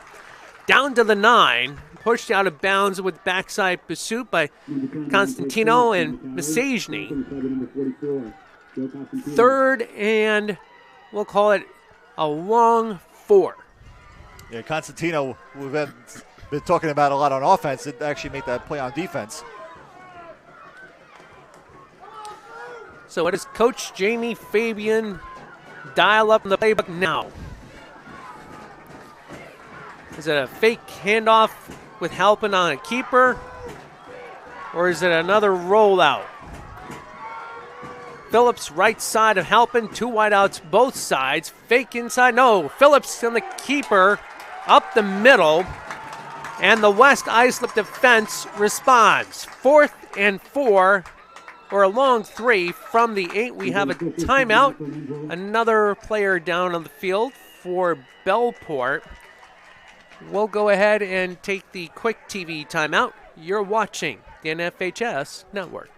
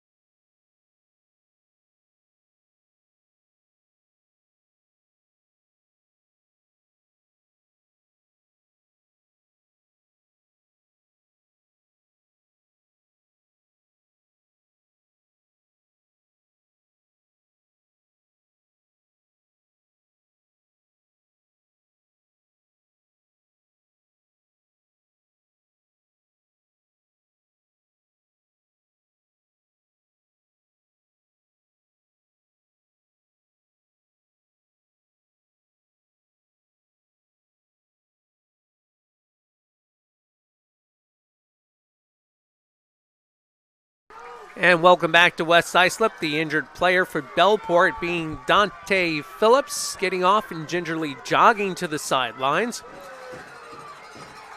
So we'll see what kind of a factor that's going to play for Bellport, with Phillips going to have to miss at least 1 play here, if not more. Help him with a different back to his right. I want to say that could be Michael Collins, number 11. Help him rolling to his right. He has an open receiver. Too high, too long. Turnover on downs. West Islip makes the stance. Yeah, Halpin had a good roll that time, but played well by the Lions secondary, and it forces a turnover. And it's not like Halpin didn't have or had a tight window to throw the ball into. His receiver was open by a few yards. Yes, absolutely. But the pressure that was applied to Halpin as he was throwing didn't help his cause, and he overthrew his receiver. So 10:40 left in regulation, 4th quarter action. West Islip taking the ball over on downs, down by 4. Deep inside their own territory. 1st and 10 from their 8. So this is what West Islip needed. They needed to stop the touchdown score by Bellport. Inside handoff coming to the near side for no gain to Behrens rather. Bellport there with a resounding stance. So, 2nd and 10. Yeah, and also we've been talking about how similar a lot of these plays have been from the game from 2 weeks ago. So what happened again, as we mentioned earlier, from the early on in the fourth quarter was basically the West Islip Lions drove about 90 yards for the game-winning touchdown, if you want to even call it that. The go-ahead touchdown, the game was over at that point. Constantino, the keeper, hits outside. Almost a block on the back. Thank goodness he didn't do it for West Islip's benefit. Pushed out of bounds to the 35. Constantino on the keeper to the far side. A gain of 26. And here come the Lions. Joe Constantino once again taking over. And this is what Bellport needed to do. And the last couple of quarters, it's been a little tricky for them. But this time, Constantino gets the ball down to the 32-yard line. And kudos to the DJ for setting the tone for West Islip with the music. 1st and 10 from the 33. Constantino with Masajny behind him. Masajny up the middle. Powers his way to the 40. Nice game by Masajny, dragging 2 or 3 Clippers along with him. Picks up 7 yards on that one and used whatever force he was able to get that extra yardage.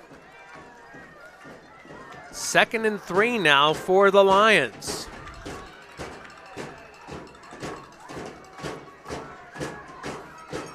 And you can hear the West Islip faithful just below us.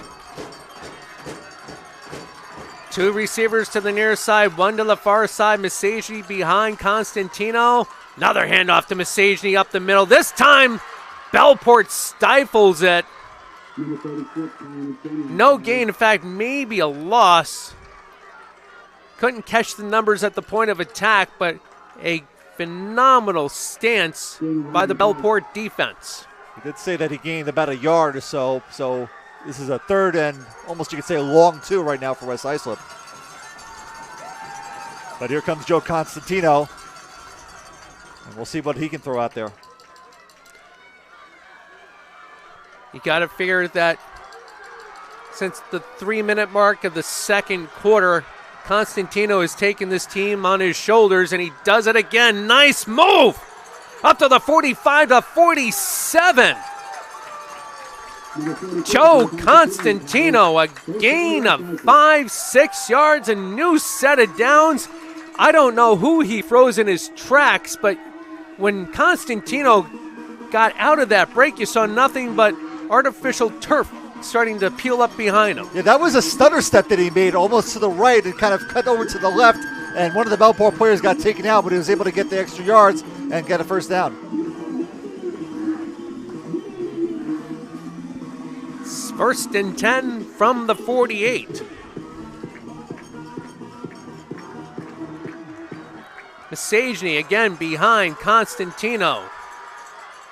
He's got the ball. Masajny across the 50. He's got open field. The 40, the 30. One person to beat, cuts back inside of the 20. Still 2 arms around the ball. Conrad Masajny, a gain of 34. And West Islip is threatening now deep in Bellport territory. So Masajny that time, the unsung hero. You want to think that he would be the one that's going to drive down about 25 yards or so, but did exactly that. Gets the ball in the red zone, and the Lions have it at the Clippers' 18-yard line. Seemed that the Bellport defense on the near side collapsed inside, and Masajny was able to cut it back to where they vacated. 1st and 10 for West Islip. Masajny up the middle. This time Bellport is there, but Masajny is able to gain 3 or 4 yards down to the 14. 2nd and 6 as we're now under 7 minutes left in regulation. Yeah, Masajny is a 6 foot, 195-pound junior running back, and he's looked good so far in this fourth quarter.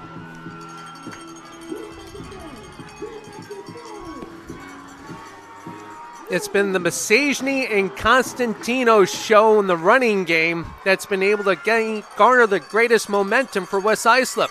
Inside handoff to Behrens. As soon as we see that, he hits the corner of the pylon. Is he in? Touchdown!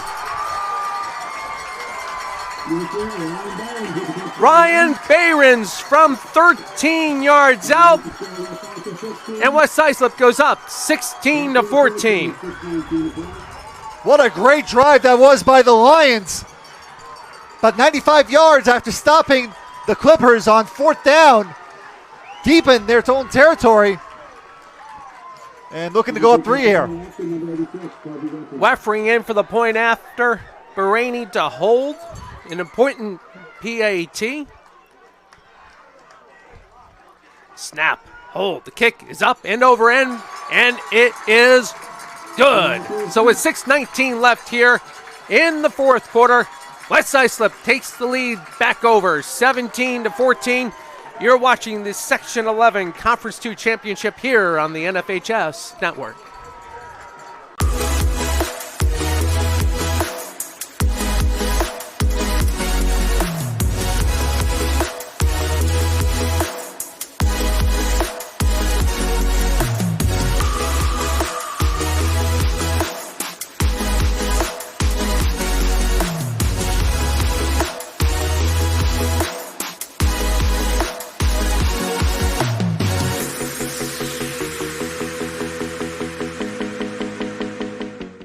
The NFHS Learning Center is the leader in online education for the interscholastic community.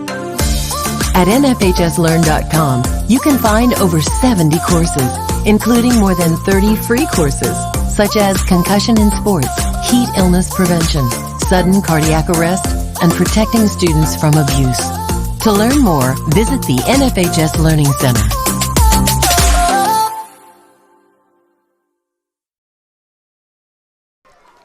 Constantino Masajny, I guess Behrens felt like I left him out. 13 yards on the tiptoe down the sidelines, hitting the pylon, and West Islip now in the lead, 17-14. 6:19 left. And Weffering with kind of a squib kick, trying to limit the return for Bellport. It's about 8 yards, and that's what will take over 1st and 10 from about the 38-39. So the momentum has somewhat shifted over to West Islip, now taking this 3-point lead. So we'll see what Jack Halpin and the Bellport Clippers can do here. And as you mentioned, 2 weeks ago, 90 yards, this time 92. Roughly, yeah, more or less, yeah. Took a lot less time as well. Yes. 1st and 10 for the Clippers. Halpin. Phillips is checked back in. 2 receivers each side. Phillips on the fake. Halpin taken down by Masajny. Number 62 as well, Jeremiah Acosta.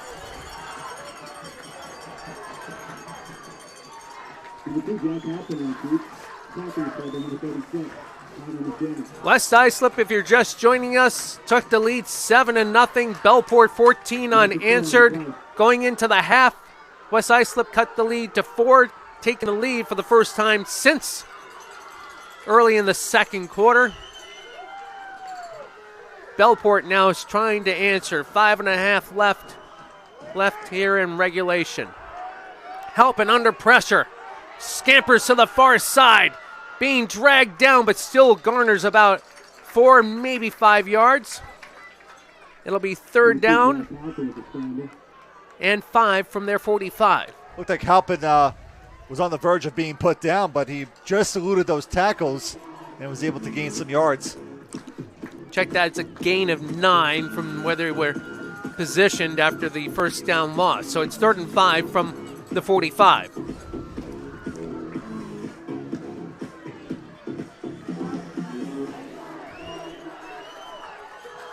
Here comes Halpin. 2 receivers each side. Phillips to his right.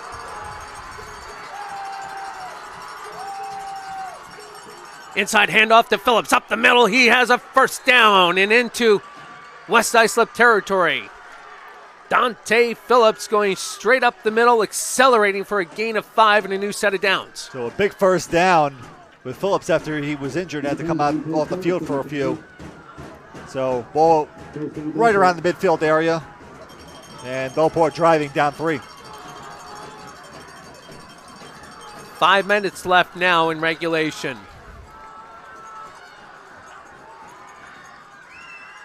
Halpin, Phillips to his right. Handoff Phillips. Up the middle again, following his blockers. Phillips scampers right through. He got to the 3rd level, inside the 30. Dante Phillips, a gain of 25. And Bellport driving deep, now in West Islip territory.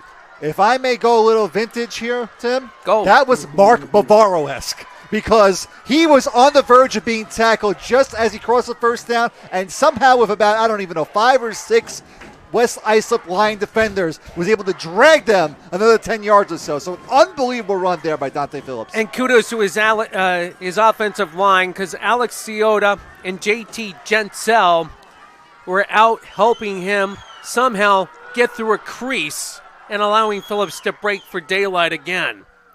Halpin rolling far side, Phillips in front of him. He has a receiver open in the back of the end zone, doesn't see him, takes off the near side. Inside the 10, down to the 7.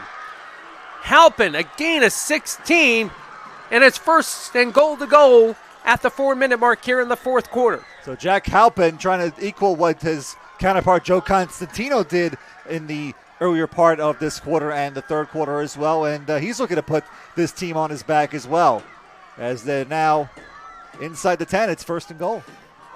Both teams going imano. You score, I'm going to try to score. Here's Halpin, 2 receivers each side. Inside handoff to Phillips. Off the left side, inside the 5, down to the 3, the 2, and the momentum goes in the end zone. They counted. It's in. Touchdown, Bellport.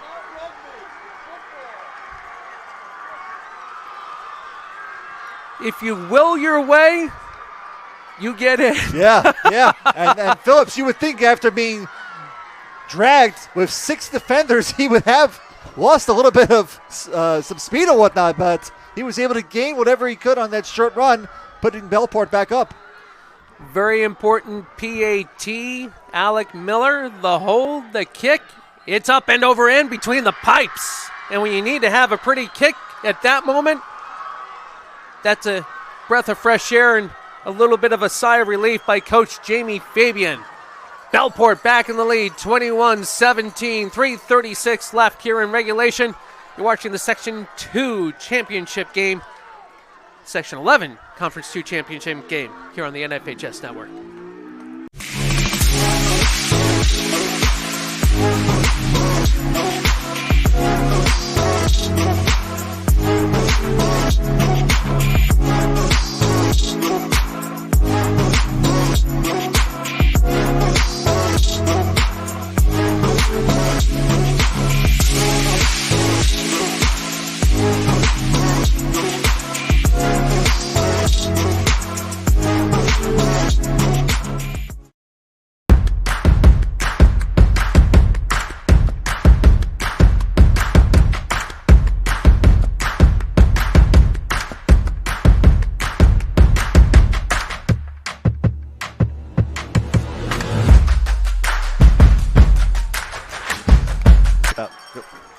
Welcome back to West Islip. Bellport kicking off, going from right to left on your TV screen.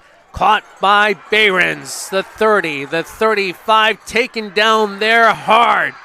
Number 22, Raheem McKenzie with the good chest-on-chest tackle on special teams. You said coming to the second half, Larry, whoever has the ball last, we're headed that way. Well, this has been an instant classic. There's no doubt about that. So it's been truly a back-and-forth game. We didn't see any scoring in the third quarter, but so far we have seen 2 different scores by both teams. And again, with about 3.5 left to go here, we'll see what happens. He's Larry Caritney. I'm Tim Drawbridge. West Islip and Bellport in a classic high school game. Another great move by Constantino to evade the Bellport defenders, getting to the far sideline, out of bounds. Gain of 3, 2nd and 7 from the 38. The crowd has been truly into it on both sides and whatnot. This has been a true high school football game. The way the game is meant to be played. And we'll see how this game ends here. Been a great game nonetheless. Fantastic game. Inside handoff, Behrens followed his blocker, decided to cut back upfield based on the containment by Bellport. Gets to the 40, it's 2nd. Check that 3rd and a now long 4. Both teams looking ahead have all 3 timeouts.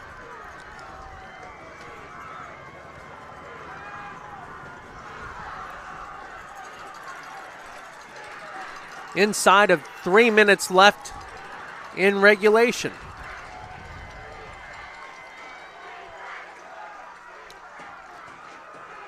West Islip taking their time getting out of the huddle here, using some clock.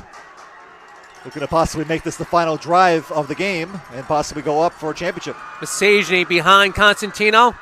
Constantino on the keeper, up the middle. Had to get to the 44 just about, and I think he has enough for the first down. Depends on the spot.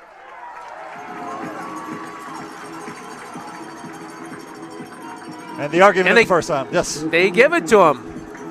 1st and 10 for West Islip now from their 44. Less than 2.5 left, 4th quarter. I wasn't sure if the referees were going to try to call out for a measurement, but they figured there was enough for the first down.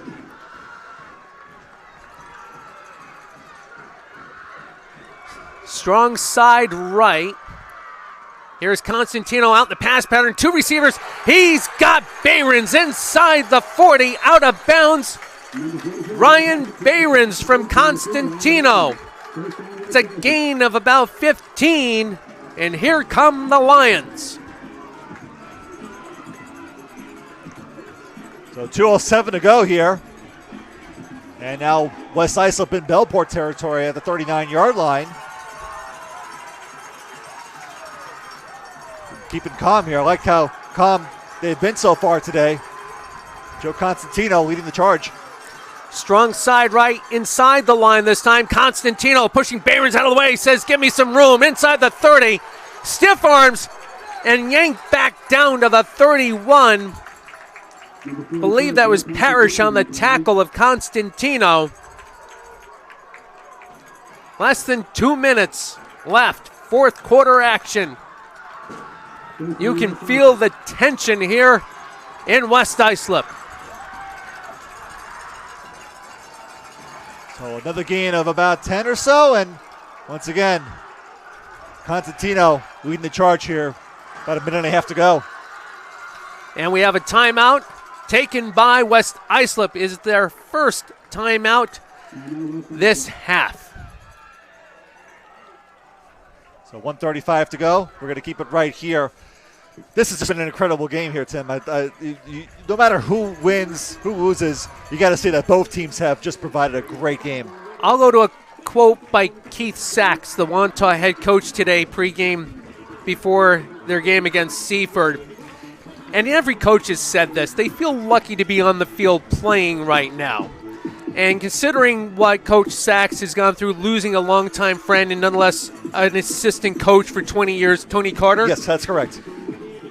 And the number of articles that all basically said the same thing. Don't let this last game be the most important thing in your life was such a resounding quote.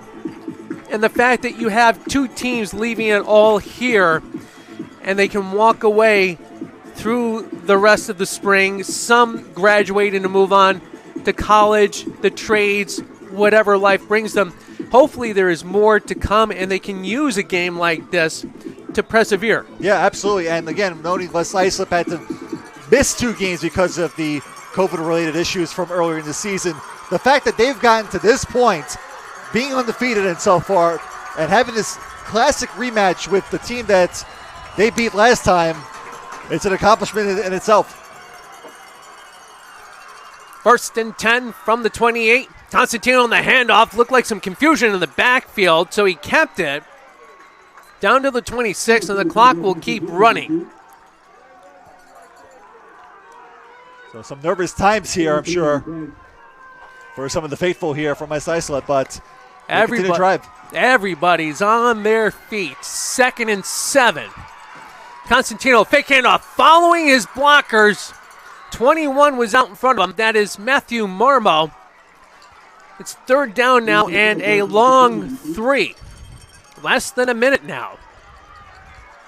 Going no huddle here. Masajny? No, he's going to roll out near side.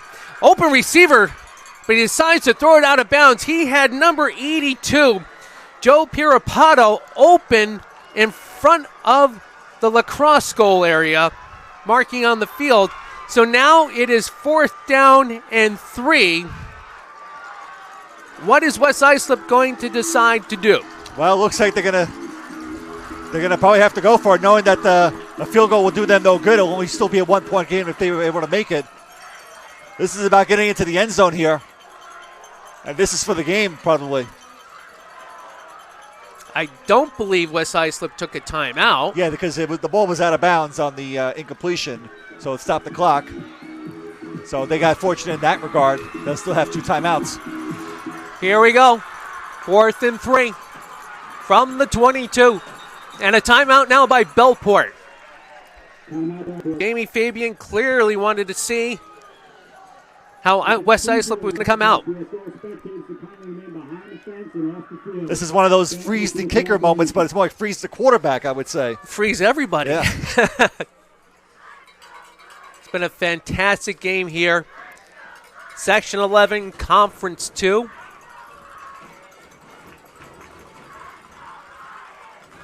And this is how you want to see a playoff game. Yep. And, of course, this is the last game here in Suffolk County for this shortened season. Unfortunately, there will be no county championships and no Long Island championships. But hopefully come in the fall, we'll be back to normalcy. We'll have 8 games and a normal playoff format. And, of course, the Long Island championships over at Hofstra. Running things through Hofstra, upstate, running them through Syracuse, Buffalo, Middletown. The road to the Dome in the fall.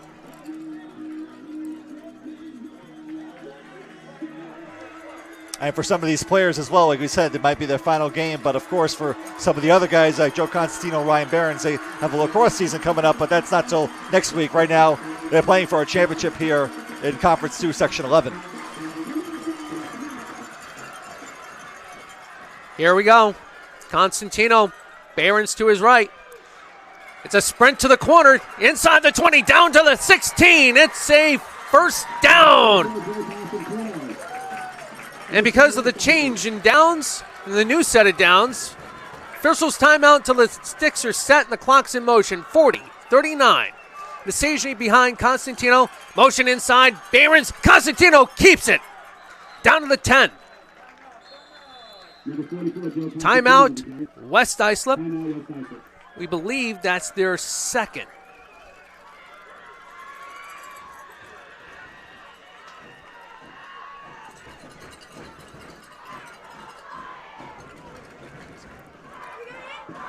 Everybody is on their feet. Both sides. The enthusiasm in the quote-unquote new normal feels like we haven't had any issue, and we're kind of back to a sense of normalcy at this field tonight. Yeah, absolutely. We can see some of the Bellport fans actually trying to get a little closer to the spot where right now where the ball is actually. They're leaving the stands and coming down towards the gated area of the field. And, I don't know if Bellport does end up hanging on, if they're going to end up flying onto the field in it's like watching the Tide come in at Great South Bay or Peconic Bay. Sure. So here we go. 2nd and 5 from the 11 for West Islip. Strong house, strong right. Constantino, open receiver, touchdown! Number 88, Nolan Waters. Fantastic play call. Nolan Waters, who we haven't really called most of this game, could be the hero right now. Fantastic play call. Both ends went out in the pattern. He also had number 86, which was Weffering, open on the backside flat, and Weffering's in for the point after. Kick is up, and it is good. 27 seconds left here at West Islip, and they have the 24-21 lead. How important were those 3 points in that drive going to halftime for West Islip? Absolutely important. Now, if the way you look at it, now up by 3. Again, if you're having a kicker like Tobias Weffering, who made the field goal and has made all the extra points so far tonight, has been key for the West Islip Lions. And again, with that amazing drive that we've seen so far, different names have been called. Obviously, Constantino once again helping the cause as well. But Walters, who we haven't really talked about too much today, did score in the last game that these teams played 2 weeks ago, but could be the catalyst here and possibly the game-winning touchdown with still 27 seconds to go. Bellport does still have 2 timeouts, but they do need to drive the ball down the field, so we'll see what happens on this kickoff attempt. They always talk about the professional level, the collegiate level, having all 3 aspects of the game: offense, defense, special teams. And on the high school level, and maybe this is because I did place kick in high school until the old ripped quad action heading into my freshman year in college, I've always had that affinity for special teams.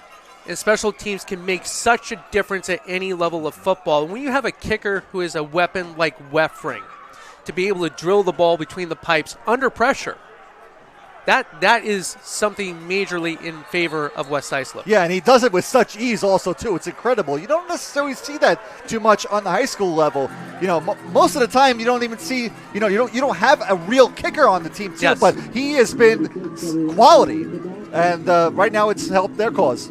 And that's why it's been such a great story with the young lady coming out of MacArthur. Toss back, I believe that's Parrish. He's got the ball in the wrong hands, trying to make some moves. He's just trying to get out of bounds now to stop the clock. 23 seconds left out at the 36, and that's where Bellport will take over. Coach Jamie Fabian, a few more words of wisdom and advice to Jack Halpin. He's also got Justin Miles there, along with Calvin Petitella. What can Bellport pull out in the next 21 seconds to at least give them an opportunity to tie this game? 68 yards to drive for a touchdown, 21 seconds, 2 timeouts. They have a chance here, but they do got to go down the field. Halpin has had several receivers open during the course of the night that he has not seen or has missed. Back to pass, 4 out in the pattern. Rolling near side, gets out of bounds at the 32. Instead of trying to force something, figured regroup, burned 7 seconds off the clock, now down to 14.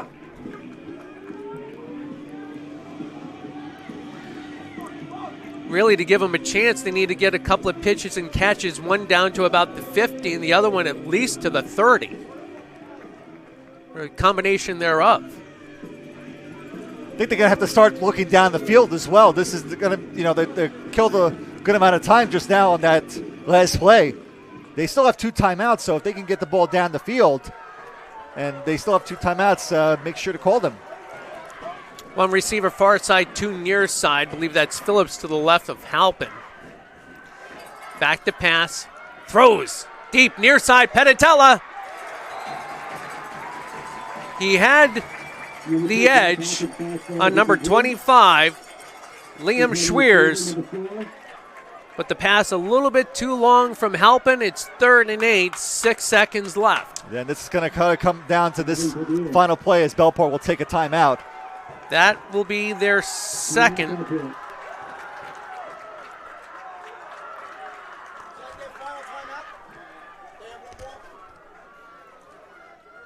So what does Jamie Fabian come up with his offensive staff here? Hook and ladder? Yes. You have to hope for something. Yeah. You're going to see some of that, maybe some laterals, some ball movement. It'll be like a rugby match out there for this final play. Absolutely. So obviously there's not going to be enough time to probably stop the clock, but they're going to need a miracle at this point.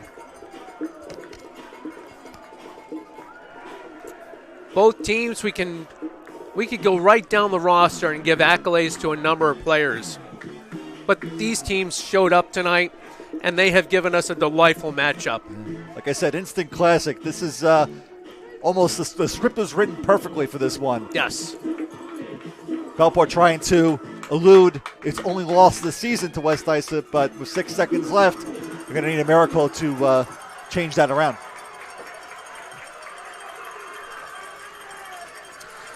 So here we go, 6 seconds left, ball placed at their 34, 3rd and 8, but really this is 3rd and 66, 67.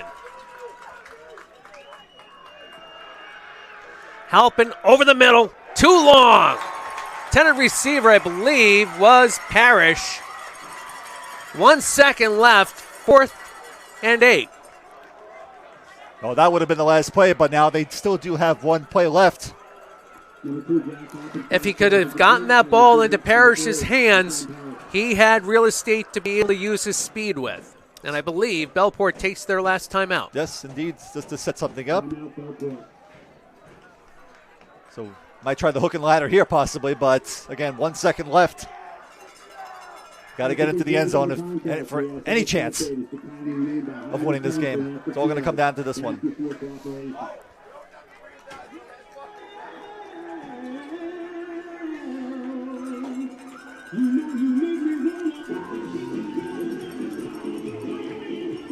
I'll tell you what, though, Tim, this has been not only a great game, but the crowd has just been unbelievably great. That's why I figured I would let the song say it itself. Shout. These fans tonight, they showed up as well as their sons on the field, their daughters cheering,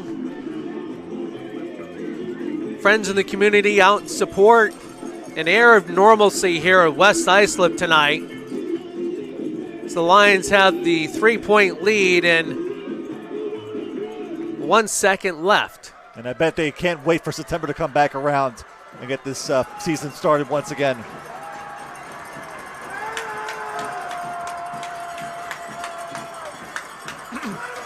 Here we go. Last play, barring a penalty. Halpin, quick knock down. Number 81, Chase Cassino. And West Islip takes the Section 11 Conference 2 Championship 24-21, and everybody hits the field. What a great game. We see a celebration on the field. Some of the fans come on, running onto the field, and they are happy as they can be as West Islip is the Section 11 Conference 2 champions for the 2020-2021 season. 3 consecutive regular season Conference 2 titles. And now they are the champion.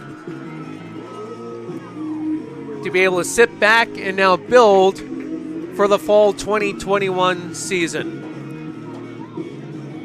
Time of possession, disciplined football.